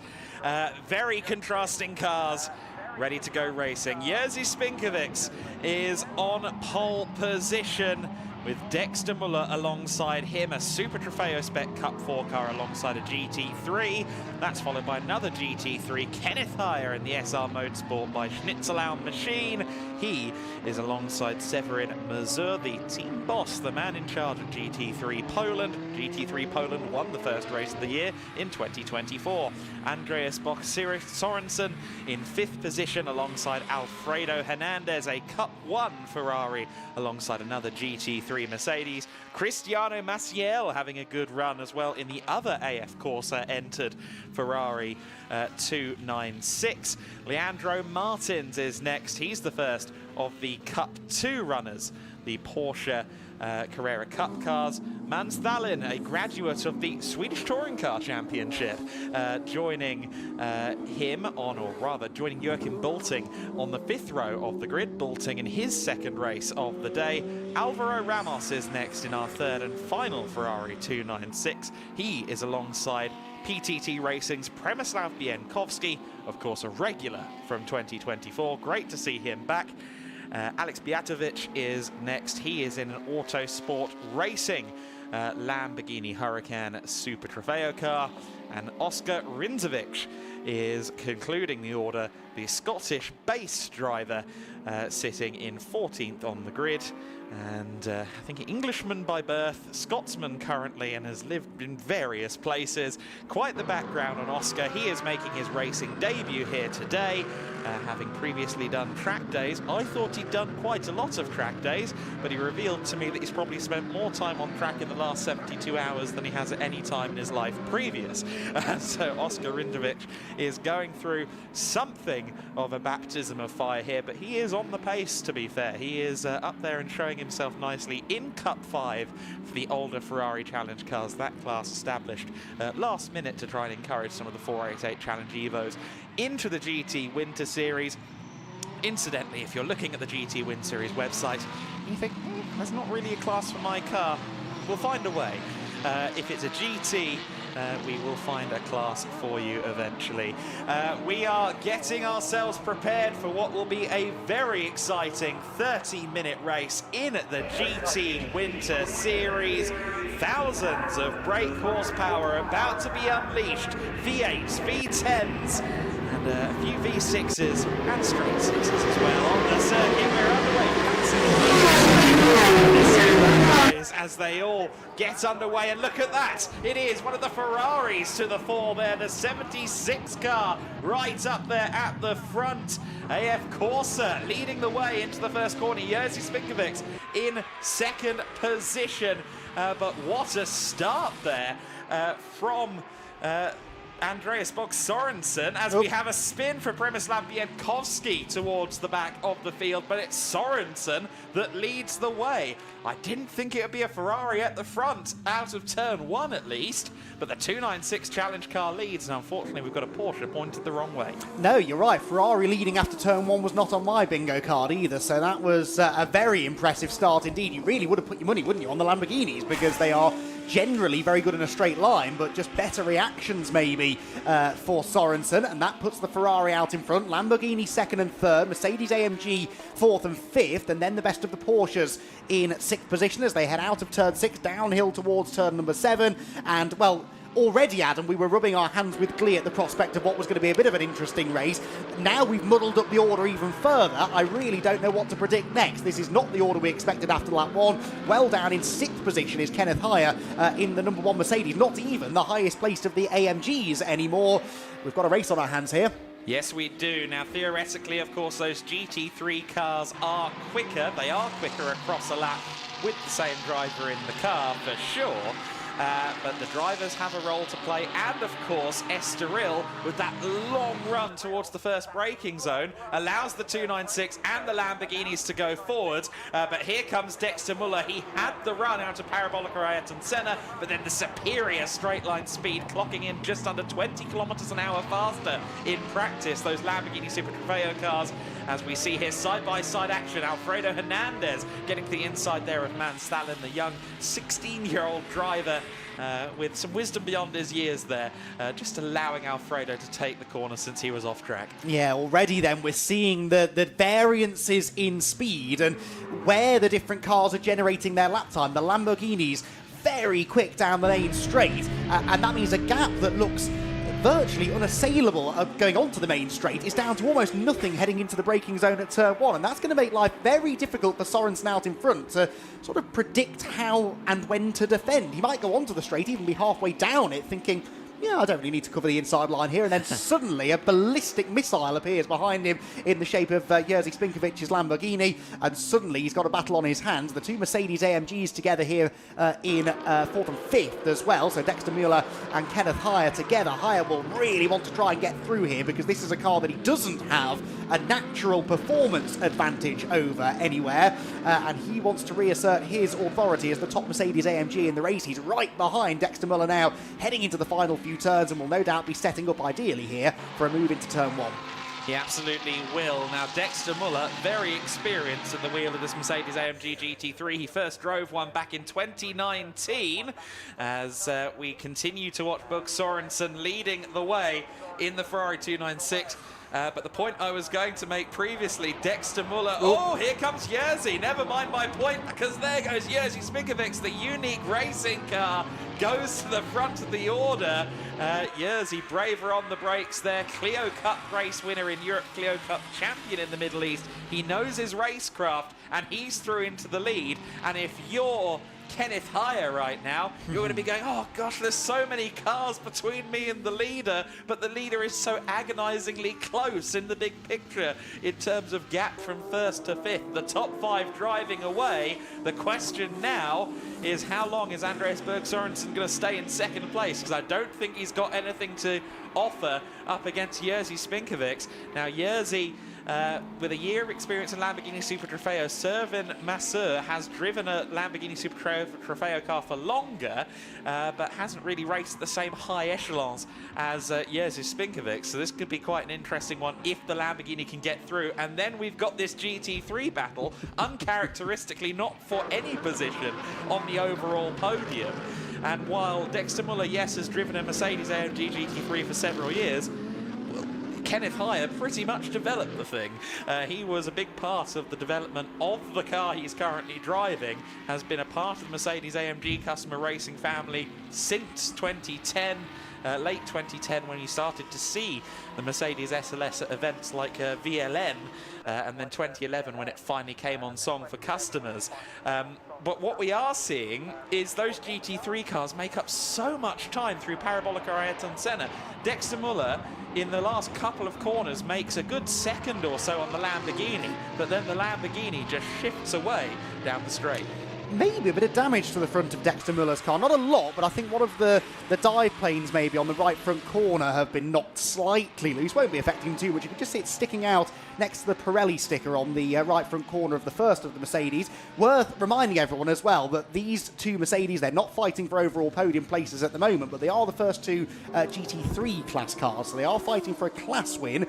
And as far as points are concerned, that is the key. You score points within your class, so you can be 7th in the overall running order, but if you're the highest placed car in your class, you will take the maximum points. They've tweaked the point system slightly for this year, so that the more cars there are in your class, the more points are available for doing well in it. Well, we've got 3 GT3 class cars entered this weekend, so a reasonable amount of points on offer for whichever of those two cars, or potentially the BDR competition by Grupo car number 77, the other Mercedes-AMG, whichever of those finishes at the top will take the maximum points. But for all the aggression we saw really earlier on for Kenneth Heyer, he now seems to have almost settled in a little bit behind Dexter Muller, still only a car length or so behind, but not harrying him in quite the way he was.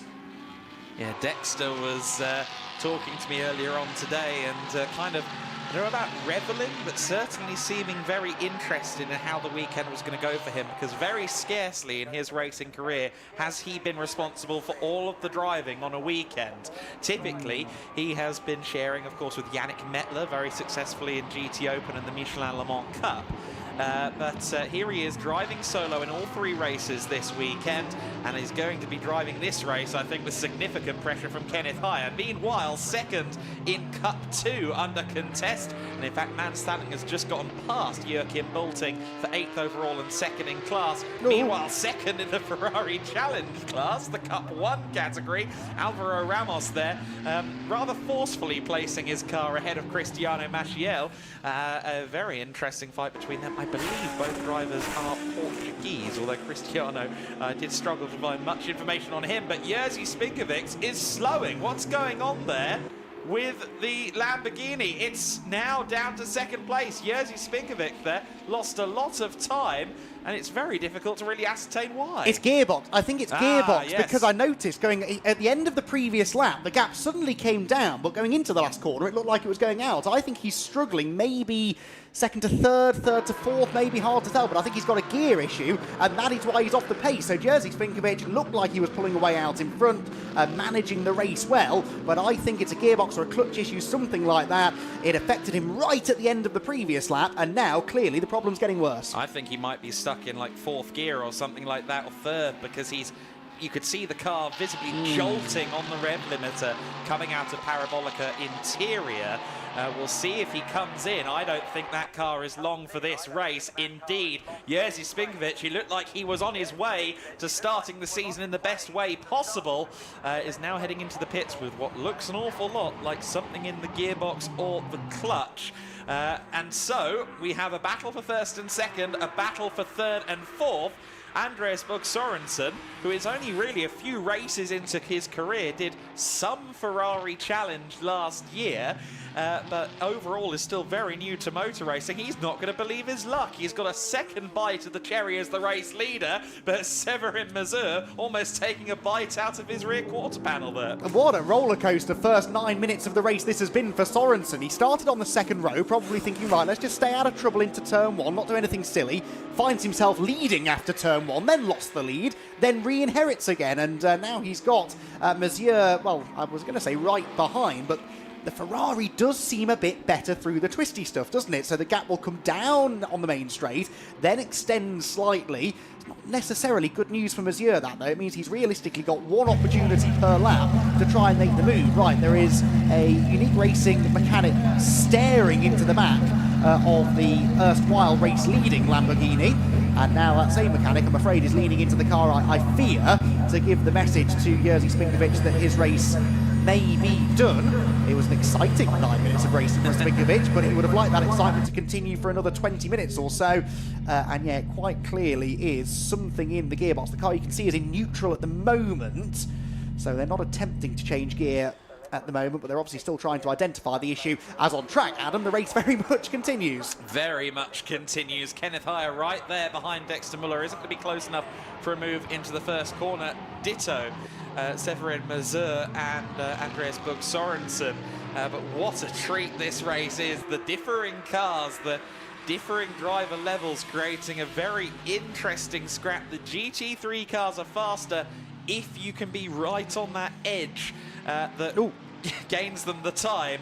But what we're seeing right now is the Mercedes being stuck behind those cars in the twisties. Here's the battle for second in Cup 1, but I've got to be honest, I want to see the race lead battle, because that was looking very close out of Lamy. Here they are, the top four heading towards Parabolica Interior. Looked to me like Severin Mazur there was a bit on the curves going into turn 6 and just about got the car stopped. Dexter Muller, meanwhile, doesn't really know what to do, because in some corners he's right on the back of the Lamborghini. In other corners, he's under immense scrutiny from Kenneth Heyer. You do get the sense, don't you, that Sorensen is in the lead, but is probably using almost all of his skill to remain there. That car is on the limit at the moment, and Severin Mazur is sort of just trying to force him into a mistake, really. I'd be interested to see the relative top speed between the Ferrari and the Lamborghini down the straights. We know the Lamborghini has an edge over the full GT3 spec cars, but this Cup 1 Ferrari, is it going to have the legs in a straight line? It looked to me like Mazur was later on the brakes into turn 1 last time. Suggests the Ferrari maybe has a bit of an edge in a straight line. Look at this, though. We are only a couple of minutes from halfway, and the top 4 cars are in the same shot as they cross the line, all doing very different speeds down into the first corner. Here comes the late-braking Lamborghini, and Severin Mazur goes to the inside line, gets to the apex first, and becomes the third different leader of the race. There's then side-to-side contact between Sorensen and Muller. Sorensen, I think, will hang on to second for now, but that was a key pass, you feel, for Sorensen. He now needs to get his head down and get away from this brawl for second place. Yeah, Severin Mazur then leads the way just over a dozen minutes into the race, and now for Dexter Muller the question mark is the car okay? And then after that it's, well, how do I get past this, I must say, rather splendidly liveried Ferrari 296 challenge car.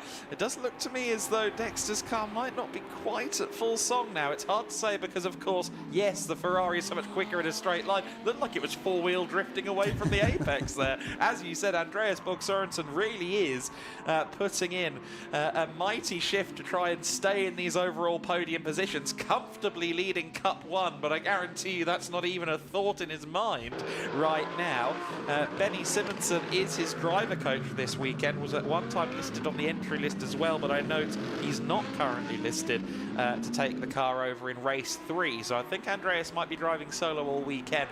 Either way, his countryman, the fellow Dane, is tutoring him through this. He went wide there through turn 12. Of course, turn 13, the GT3s are so much quicker through the apex, but Dexter Muller's momentum stalled out there because the Ferrari was just there in his way. What a scrap. It's all well and good having mid-corner speed, but you can't physically drive through a car that is going slower than you at the apex. That's really delayed Dexter Muller's exit from the corner and now leaves him vulnerable to attack from Kenneth Heyer. And remember, these two are fighting for the lead in the GT3 class, so from a championship perspective, I know it's only round 1, but it is still worth thinking about the points. That really is the fight that is of more importance to Dexter Muller. On the other hand, though, if he gets past the Ferrari and Kenneth Heyer doesn't, that's a big advantage in his quest to claim the GT3 class victory. So there is definitely a reward here up for grabs if he can get through. It's just a case of how much of a risk is he willing to take. He has a good run out of turn number 4. Through the kink, though, the Ferrari will stretch its legs, and as long as Sorensen, I should say, hits the brakes at the right time into the hairpin, which I think he has managed to do, he should come out the other side still in second position. But what a fight he's got on his hands to keep it. And meanwhile, Severin Mazur has disappeared up the road. Just set his personal best lap of the race at 1:39.147. Now that he's in clear air, he is vanishing away from the leading Ferrari. Third and fourth position, though, or rather the former leading Ferrari, of course, and now the second place car with the two Mercedes behind. Really interesting scrap, as we've alluded to. That raw straight line speed of the 296 Challenge car puts him into an early lead and has now put him into what I think is actually quite an unenviable position, because he hasn't had a moment of peace in this race. Yeah, but again there, the third place man Dexter Muller just impeded mid-corner by the Ferrari, and you do feel at some point Kenneth Heyer is going to try and have a stab up the inside into turn one. He's close enough to at least think about it lap after lap, but hasn't yet made that decisive jink to the inside line. But yeah, difficult position this for the GT3 class leader to be in, having his own battle for class victory, but very much being affected by a car from another class ahead of him. Further back, still some good scrapping to be had. This is the 6th place group, I believe, isn't it? In fact, we've had a change at the front of this group on the previous lap. Up into 5th place has gone the 911 Porsche of Leandro Martins, and up ahead then of that car, the number 77, the bronze, black and red Mercedes AMG, the number 77 of Alfredo Hernandez, who is the third of the GT3 spec cars in the race, just losing a place overall, but again, doesn't affect his points haul from the race.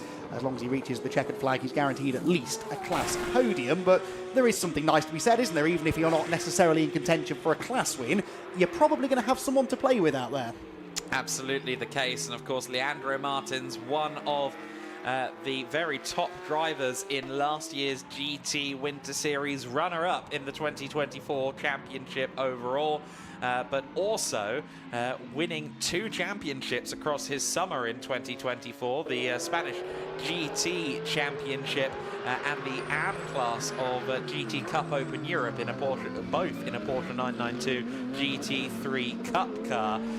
So a very, very well decorated driver in recent times, but Dexter Muller has gotten past Andreas Buch Sorensen. It's finally happened somewhere in the twisties there, I think, at the end of the lap. And now Andreas is under pressure from Kenneth Heyer, and I assure you, Kenneth is going to take liberties here because he needs to get through now. He desperately wants to contest Dexter for that GT3 win. Yeah, that's significant. We don't know how he did it, but Dexter getting the move made in a place that Kenneth couldn't go with him could be race-defining as far as the GT3 class is concerned. Still, Kenneth Heyer can't find a way through the Ferrari's defences, and as they head up out of turn number 4, this, of course, is where the Cup 1 class Ferrari will stretch its legs and pull a bit of a margin, but Kenneth Heyer will have seen where Dexter Muller made that move, which sadly we didn't, and he'll try and do the same thing, not for the first time. The Ferrari is way wide of the apex at turn 6, but then gets the power down on the exit, and I'm not convinced that that will actually allow Kenneth Heyer to wriggle up the inside. No, it didn't, so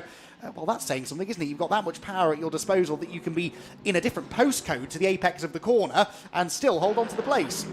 Somewhere in the region of 700 horses under that Ferrari 296 engine canopy is Kenneth Heyer. That's a little speculative nose to the inside at the Gancho chicane.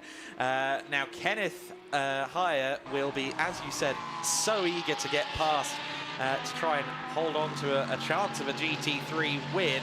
Andreas Buch Sorensen not giving him the inside, though. He has no reason to in this battle for overall honours, of course. Now, critically, Dexter Muller was quicker in qualifying, lest we forget, than Severin Mazur. The gap is 3.5 seconds. There are 11.5 minutes left.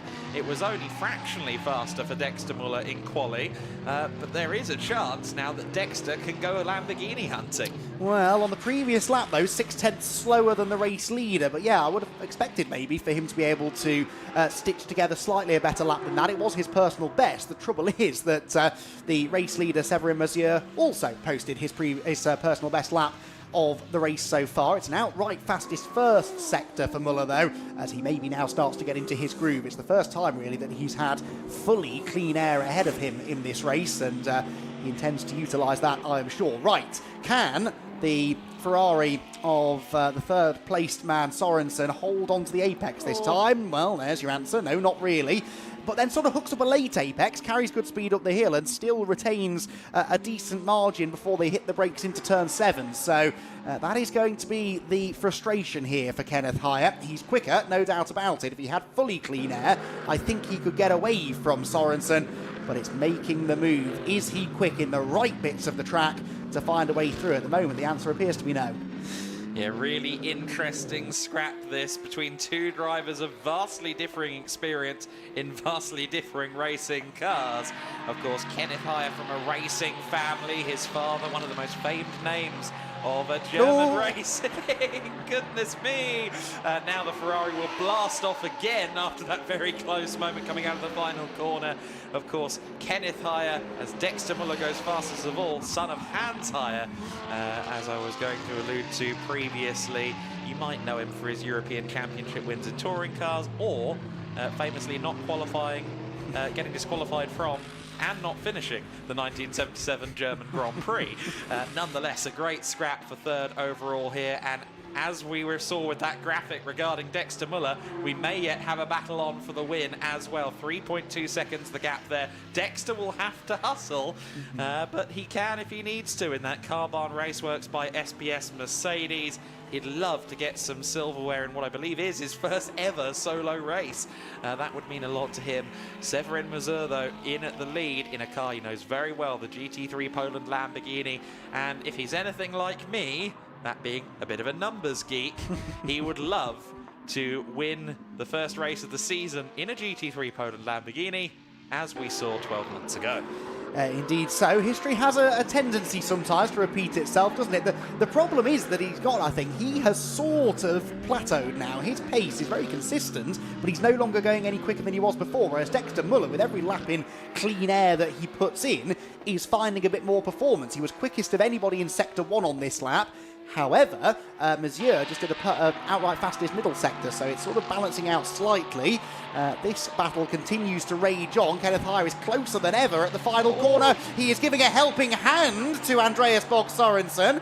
Well, it was a pass. It was a bit of a braille pass. It might come to nothing, though, because the Ferrari, we know, is going to have the extra speed in a straight line, and back through he will go. Can Kenneth Hire outbrake him into turn 1? He may, of course, elect not to, knowing that he did make that move initially with a slightly more aggressive manner than he would have planned, and indeed he does settle back in behind the Ferrari, but that was rather close. Oh, I love the GT Winter Series. What an action this is. Here comes Kenneth Hire, this time definitively with the inside line. He moves up to third place. I do wonder if anything's going to be said about how he initially got into third place. Second time was the charm, and it was executed nicely. But let's see now if Andreas Bug Sorensen maybe wants to try and retaliate again, because here comes the Ferrari strong suit, a straight line. He's got the unfavoured outside line. He's struggled to get this car stopped for Parabolica Interior many times. He's really trying, wrestling that car for all it's worth. His objective now is to find grip he's hitherto not discovered in this Ferrari 296 Challenge car to just maybe be close enough to get there down the straight again and reclaim that third position. But I think by the time he's through that long turn 13, that will be a long shot. I suspect you might be right, because that really seems to be where Hire has been taking chunks of time out of him, although the gap is not enormous as we head towards that section. So Kenneth Hire driving a bit defensively maybe there into the left-hander. Isn't going to be as far ahead of the Ferrari as he would like to be, but I suspect he should be okay. Look at the gap double through one corner. That is where the GT3 spec cars have the advantage, no doubt about it. And I think that maybe now Andreas Bog Sorensen will have to settle for fourth position, but he has played a very entertaining part in this race, that is for sure. This has been a great advert, I think, really, for multi-class GT racing. GT3 in particular has always been about balancing the performance of the cars so that they are all as equal as possible, and that's great. It's got its benefits, definitely. But this has been a real old-school kind of race, hasn't it? Those David versus Goliath battles, cars with more straight line speed versus cars with lots more grip, and it has been massively entertaining. Michel Ferrari has been Schnell during this race, but it is going to have to settle for a step off the overall podium by the looks of it. Meanwhile, 5th overall under contest as Leandro Martins, who has, of course, already gotten past at one point Alfredo Hernandez, is now once again under pressure from the car that sits 3rd in GT3. 2 drivers whom we saw last year. Hernandez, though, previous years running his Super Trofeo Lamborghini, getting to the inside there almost, Leandro Martins. But again, the comparatively light downforce of the Porsche, allowing it to scuttle away in a straight. Of course, the Porsche not as strong in a straight line versus the Ferraris and the Lamborghini single-make cars. The Porsche is a lot more of a handling car, but of course it does also have a lot less downforce than a GT3. So it is, again, a compelling scrap between them. Alfredo Hernandez would like to get a top 5 finish out of this in his golden Mercedes and Grupo Prom Gold. The Grupo Prom by BDR competition entry. He is familiar with this GT3 car. He did run it in some Ultimate Cup Series rounds last year in the GT Sprint Cup Series. But he's certainly more familiar with his Lamborghini over the last several years. Taking to this Mercedes fairly well, and I think again for him it's as much about competing as it is learning. But again, all of that learning stuff, I'm just here to study the car and figure out how it works, goes out of the window as soon as you have another car in front of you. Well, indeed, so. I mean, we've seen that very much with the lead group. In theory, because they were almost all in different classes, they didn't really need to fight each other. But, you know, you tell that to a racing driver who's in the middle of a 4-way fight for the race lead, and they're probably going to have a go, aren't they? Things settling down a bit now, though. 4 minutes to go. The lead gap's static at around 4 seconds. Oops, who is that? It's the 32 car, that is. Yeah, so Beatovic, who was running towards the back. I very briefly saw a Lamborghini pointing the wrong way and panicked for a second, but no, it's not the race-leading GT3 Poland car. That is Alex Beatovic, who was down in 13th position overall. That was, what, 3rd in class, I believe, at the time of... sorry, 2nd in class at the time of that rotation at the Parabolica Interior, turn number 6. Kenneth Hire, by the way, has been warned for driving standards, but not penalised. So that was a little smack on the back of the wrist. Don't do it again. Okay, he says, I don't really need to now because I'm into 3rd position. I'm not likely to catch Dexter Muller.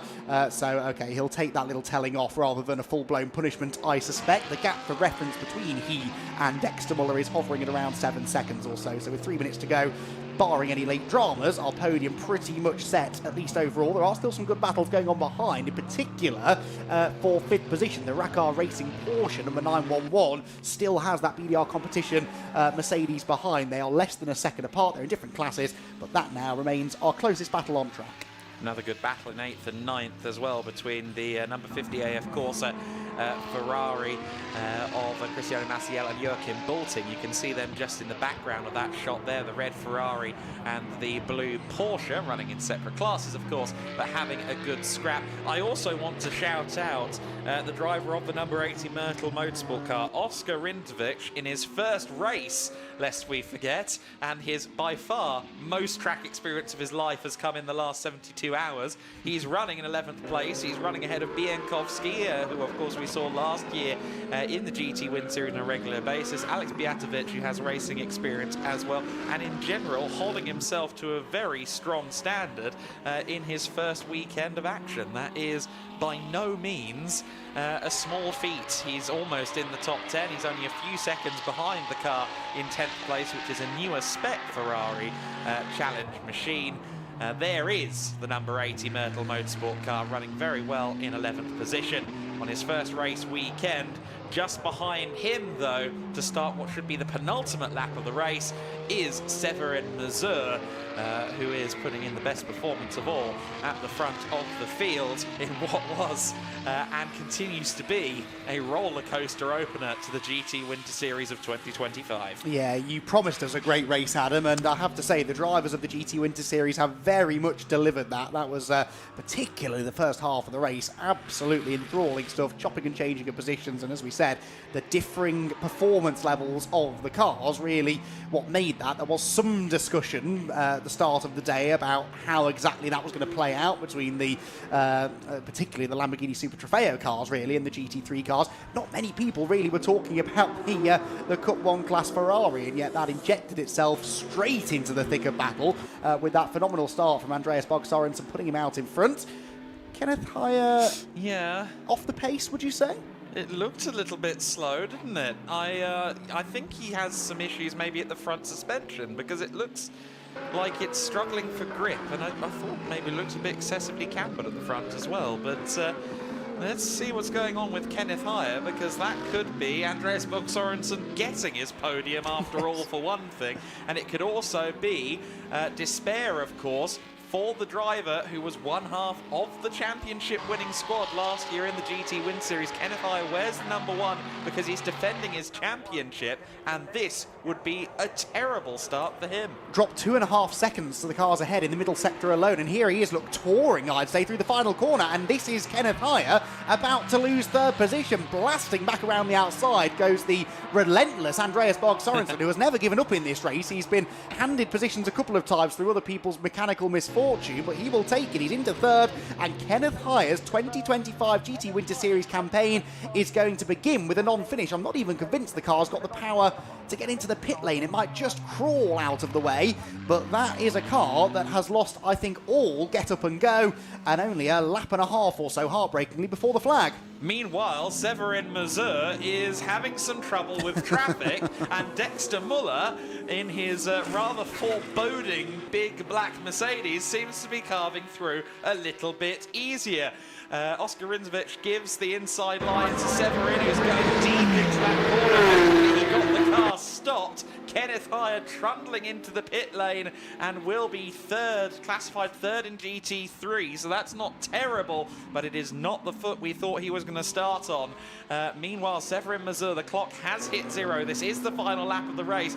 Dexter Muller is not going to get to the rear of him, but it looked for a minute there as though perhaps a stumbling block had made itself known in the very final moment of this first GT Win Series race of the season. However, history has repeated itself, because once again in GT Win Series race 1 of the year, as in 2024, it happens again in 2025. GT3 Poland, this time with Severin Mazur at the wheel, claiming the win in the GT Winter Series opener for 2025. Dexter Muller with a flash of the headlights, a GT3 win, and I suspect a wry smile on his face, because as long as he's having fun, Dexter is all about it, and I'm sure he had a lot of fun there. Andreas Bog-Sorensen with an inherited podium, yet a very well-deserved one all the same. Certainly, if there were a Fighting Spirit award, it's going his way.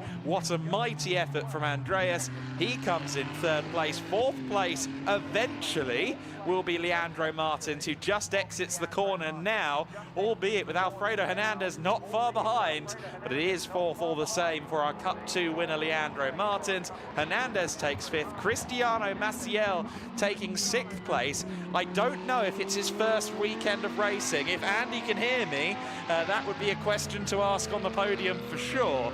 I don't know how much racing he's done. Mans Thalin in seventh, Joachim Bulting in 8th place.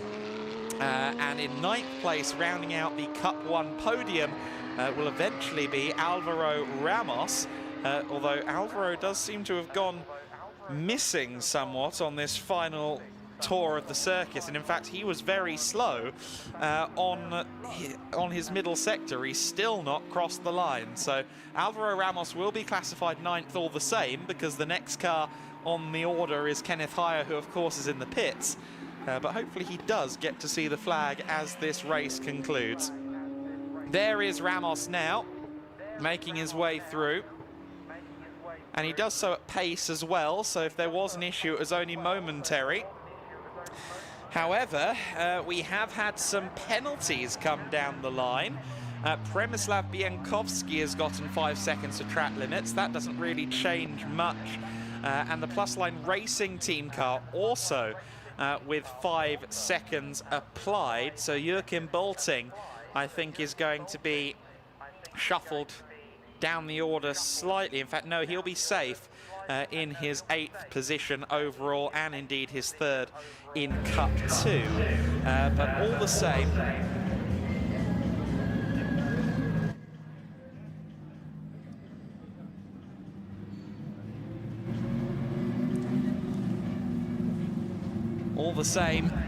Severin Mazur pulling up to the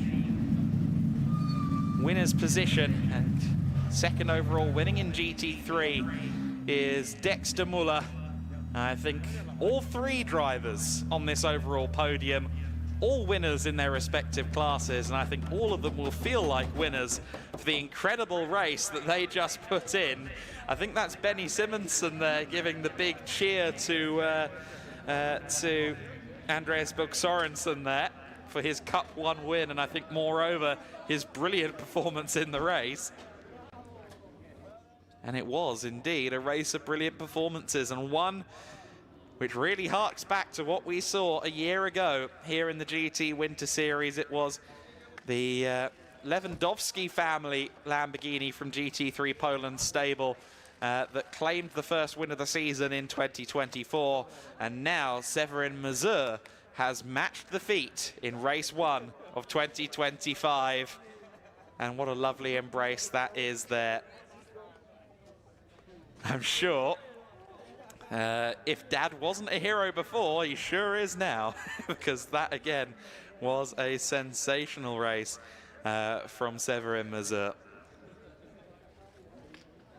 Cup 4 class win, of course, in addition to the overall standings, and that will be helpful as well long term in the championship should he be in for the full season campaign, which I believe is going to be the case. And Cup 4 looking very competitive in general this year. Of course, the one driver in particular who's going to feel particularly shortchanged is Jerzy Spinkovic, the early race leader, who came to a halt just a few minutes in with what looked like a gearbox issue. Also, of course, Autosport Racing's 333 car. We haven't mentioned it. We didn't see it at all. That car had an issue in qualifying, had a moment in qualifying, and I think found the barriers at turn 6. And unfortunately, Alessio Ruffini's car did not take the start. Hopefully, we see Alessio again before the end of the weekend. He'll be, in theory, sharing with Milos Pavlovic in the endurance race on Sunday evening. But for now, we are unwinding from a fabulous race. That was our final race of the day, and we certainly left the best for last on Saturday, didn't we? The GT Winter Series delivering in spades. We're going to hear from some of our paddock shortly, I'm sure, and in addition, we will get a podium ceremony, of course, and we'll conclude the day with some analysis too.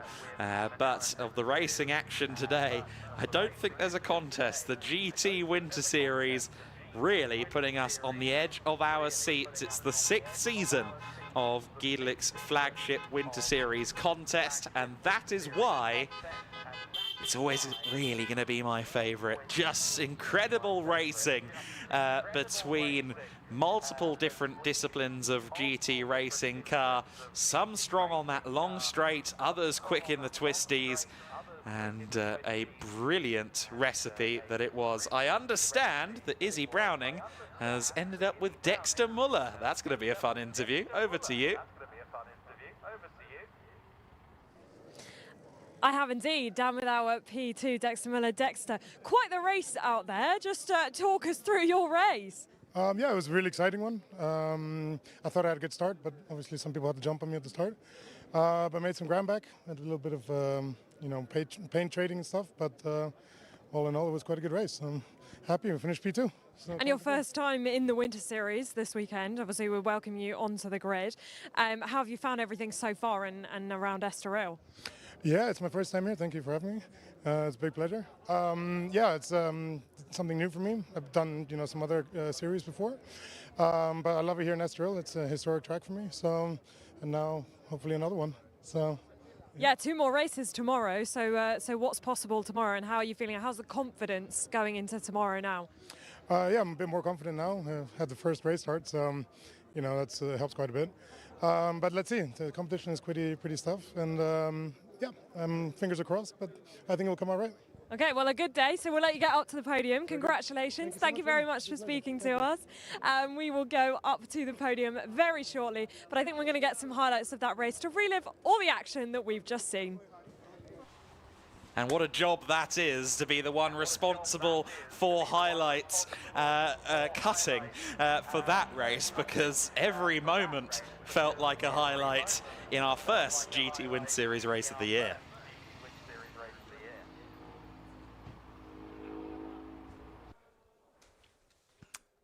So the race got underway, and it was the Cup cars, the single mate cars that dominated. We thought it'd be a Lamborghini leading into turn one. Andreas Bog-Sørensen had other ideas. A brilliant launch followed by a very audacious run into the first corner. Look at Bog-Sørensen, to the inside, to the outside. He knew he'd got a good launch. He wanted to use it, and he claimed the lead over Jerzy Spinkovics into the first turn. Side by side between Severin Mazur and Dexter Muller further back in third position.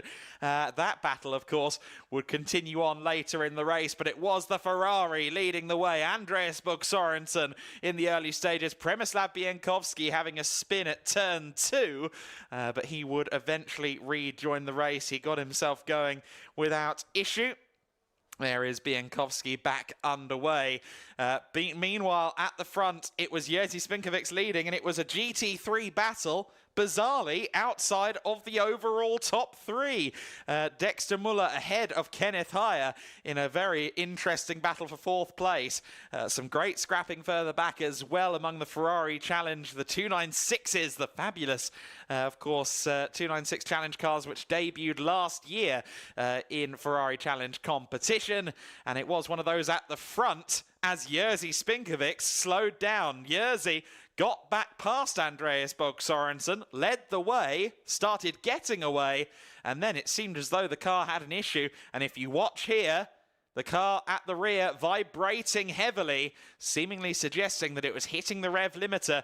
We suspect gearbox issues on the 25, stopping Jerzy Spinkovics from claiming a win in his first ever race in the GT Winter Series.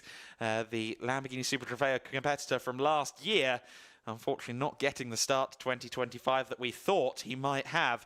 Again, seeing some stuff here that we didn't see live in the broadcast. Some exciting action between the Ferraris. The number 50 car here, being driven by Cristiano Maciel. He was pressuring Alvaro Ramos. Arroyo Competición running the yellow and red Ferrari, the all-red AF Corsa Ferrari running behind him, as these guys had a good scrap all of their own. Of course, it was all kicking off at the front of the field. Andreas Bog-Sørensen was back into the lead, but Severin Mazur got a great run out of the final corner, claimed the lead at turn one, and then Dexter Muller almost snuck through into second overall. However, there was contact between them, as you saw there. Dexter Muller and Andreas Bog-Sørensen meeting in the middle. We did miss a barn burner by the looks of it for second in Cup 1, didn't we?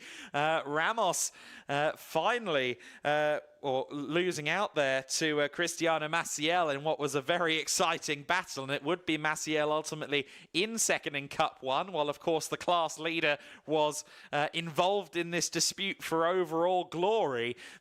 By this time, Andreas Bog-Sørensen in third place, looking to hold off Kenneth Heyer, and Kenneth Heyer would shortly become rather frustrated as he tried to continue moving forward in the order. No such issues for Severin Mazur, however, he did have to put the hammer down because just behind him was Dexter Muller, who at points looked like he might close in and challenge for the win. Ultimately, that would prove not to be the case. Heyer was so much faster through the long corners, and that finally resulted in this moment as Kenneth Heyer just tapped the rear of the Ferrari, then got through at turn 3, having just got past and then losing it on the main straight. He got through into third position definitively, but then the Mercedes would start to slow down. Nightmare for Kenneth Heyer, the defending champion, going past a stricken 32 car there, perhaps not realising that he would soon be stricken in his own right.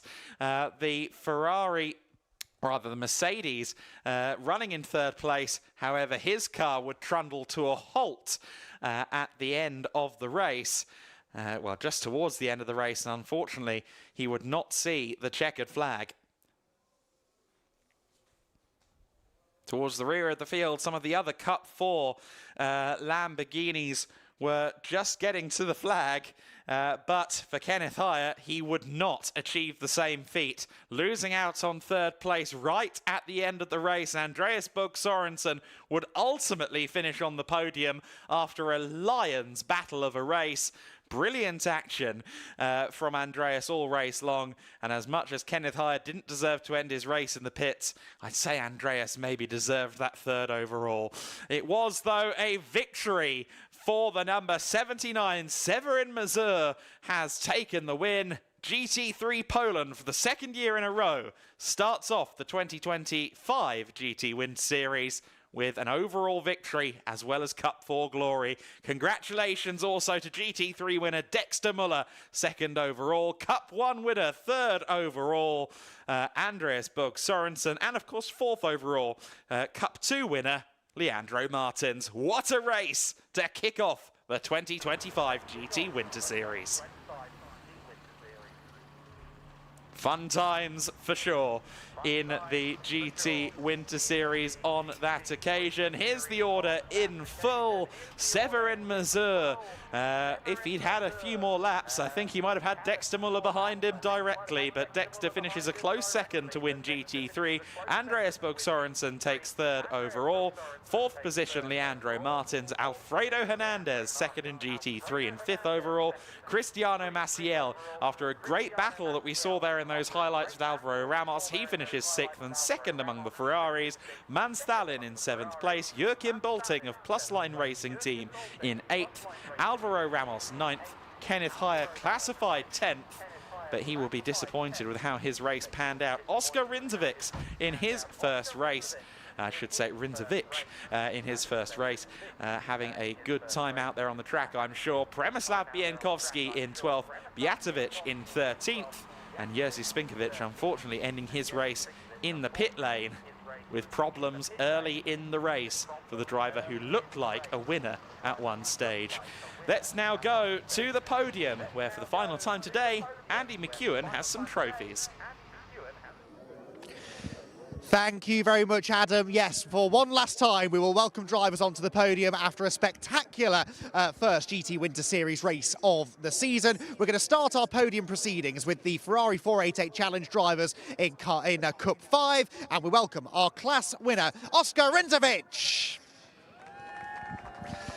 The Myrtle Motorsport driver climbs onto the top step of the podium. The trophy is here presented by Oleg Karczewski from Pirelli. A handshake from Oleg, and congratulations to Oscar on a well-deserved win in Cup 5.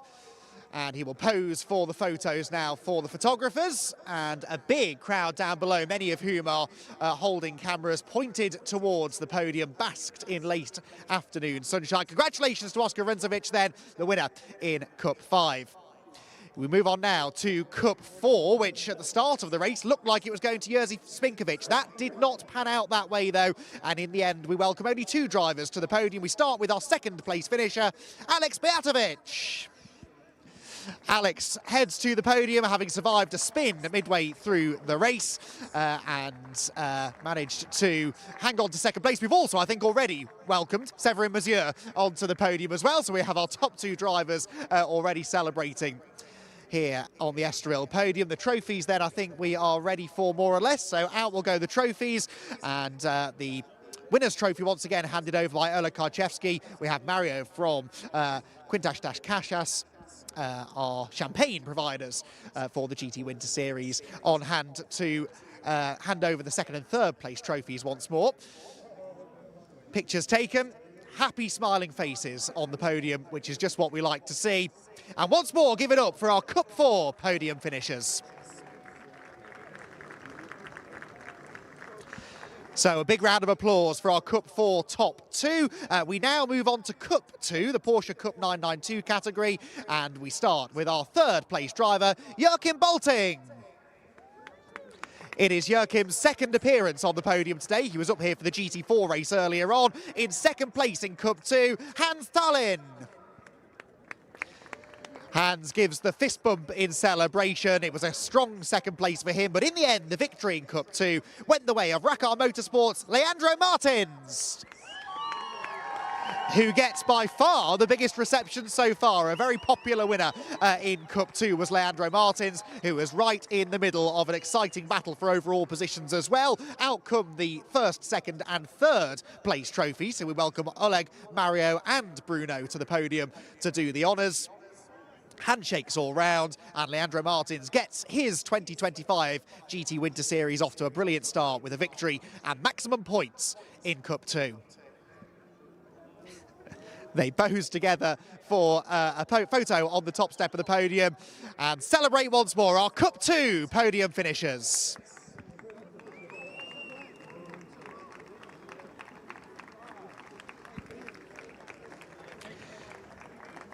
So off the podium come our Cup 2 top 3 finishers, and another big cheer for Leandro Martins, who I think it's fair to say is very, very pleased with himself after a really well-earned class win. Right, 2 more classes to go. First of all, the Cup 1 division for the Ferrari Challenge 296 cars, and we start with, hopefully, our third place finisher, Alvaro Ramos, who brings with him a young fan of his, by the looks of it, to celebrate on the podium as well. It was, though, an AF Corsa 1-2. In second position, Cristiano Maciel, the Portuguese driver, onto the second step of the podium and completing the 1-2 for AF Corsa, having got well and truly in the thick of the action in that race. It's a Cup 1 win for Andreas Berg Sorensen. What a race Andreas had. That was busy, I think is the word I'd use to describe it, as he led the race on 2 occasions overall, and in the end is able to come home a Cup 1 winner. The trophies then head out to the drivers, and well-earned trophies they were as well. A big celebration from Andreas, as you would expect. He really, really had to fight for that fantastic overall result, but also class-winning Cup 1. The photographs are taken. They will eventually gather together at the top of the podium. And a big congratulations to Alvaro, Cristiano and Andreas for their podium finishes in Cup 1. And it'll be interesting to see what we see from those cars tomorrow, particularly that 76 car. Will it be a factor again in the fight for the overall win? So congratulations once again to the Cup 1 podium finishers, Alvaro, Cristiano and Andreas. And we move on now to our final podium of day 1 here from Estoril. It is, of course, for the GT3 class. And in third position, I believe still classified in third, despite not running at the end of the race, we should have Kenneth Heyer. Kenneth comes out onto the podium, understandably a bit disappointed that it's only third. In second position for BDR Competición is Alfredo Hernandez. Congratulations, Alfredo, second position in the GT3 class, but a hard-fought and well-earned victory in GT3 goes to Dexter Muller. Dexter out onto the podium, handshakes with Alfredo and Kenneth, and once again the 3 trophies are brought out. All 3 of those drivers played a part in that race and were well and truly in the middle of what was a phenomenal battle to start our 2025 GT Winter Series. One last photo opportunity for the crowd gathered down below, and the drivers doing their best not to look happy, actually, after what was, I'm sure, a fairly tiring race for our top 3. And they gather together on the podium for one more round of applause for our top 3, Kenneth Heyer, Alfredo Hernandez and Dexter Muller. So that concludes our podium presentation then for the GT Winter Series here at Estoril. The first race of the weekend is complete, and we look forward to more of the same tomorrow.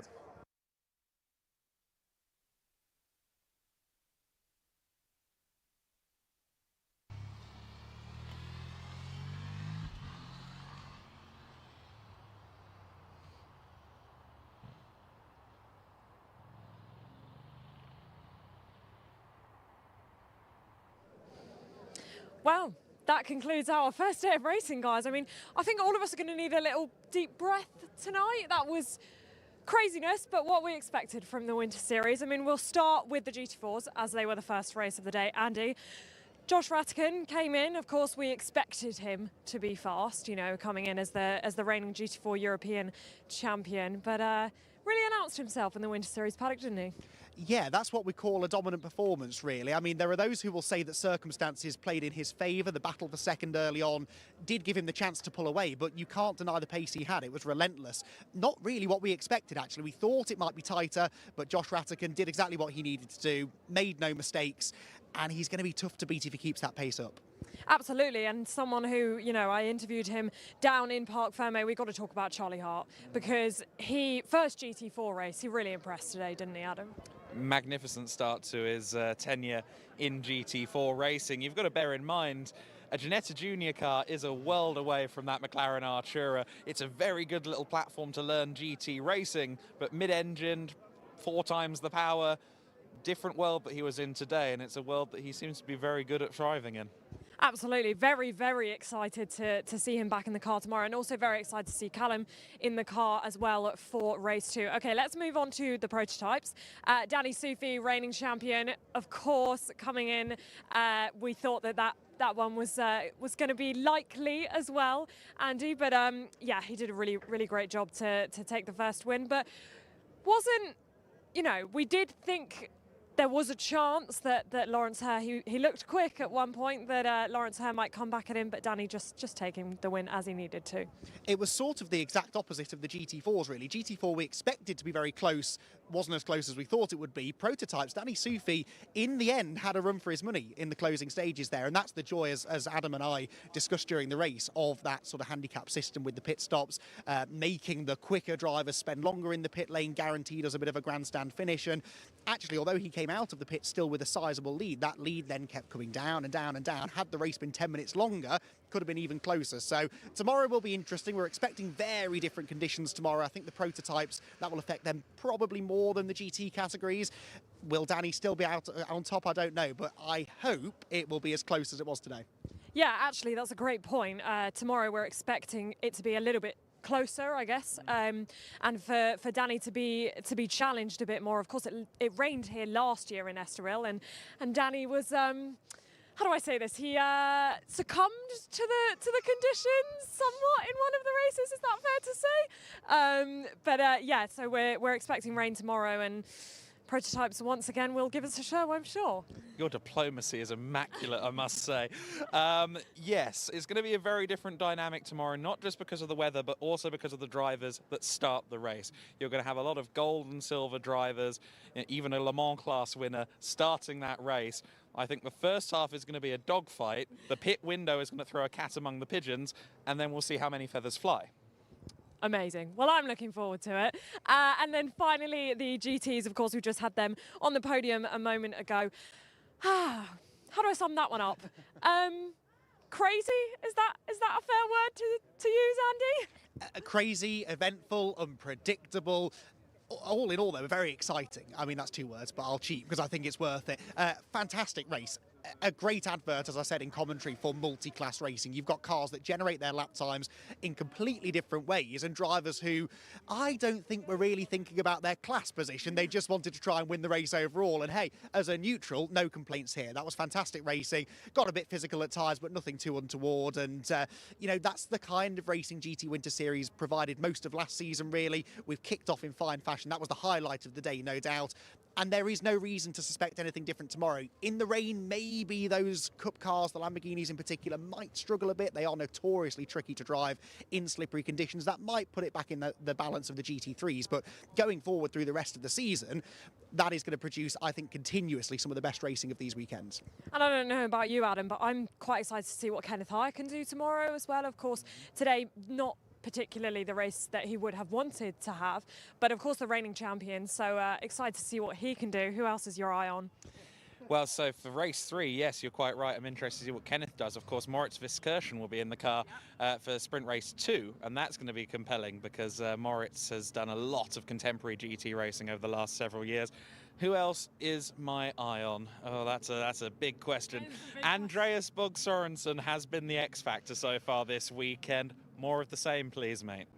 Yeah, absolutely. More of the same tomorrow. Okay, final question to both of you. I did this to you last year, so you should know that it's coming. Highlight from the day. Andy, I'm going to come to you first, so Adam's got a minute to think. That's not fair. I hope in Portimao you go to him first. I will. Please. Can that be arranged? The first 10 minutes of the GT race, just so unpredictable, so topsy-turvy, so many places a change of position at a track where supposedly overtaking is quite a challenge. That was proper racing, and yeah, I go with Adam. I want more of that. All right, you've had time to think. Coming to you, highlight of the day. I'm going to give a kind of broad shout out to the day's newcomers, whether it's someone like Hart, who is brand new to a GT4 car, someone like Oscar Rinzovic, who is brand new to racing full stop and has probably logged more miles at a racetrack today than he has over the rest of his life combined. The fact that he was in amongst it and getting involved, that's great. And that's one of the things the GT Winter Series and the entire package as a whole is built on. Opportunities for experienced drivers and newcomers alike. And more often than not, it's a brilliant recipe. Yeah, absolutely. I'm sure the Geetlik team will be very, very happy with the way that the first day has gone. It has been fantastic. It is very, very good to be back. And the best part is more racing tomorrow, even more racing tomorrow with the two races in the GTs and the GT4s and the one more race to go in the prototypes. Lots of racing, so make sure you join us tomorrow and we will see you then.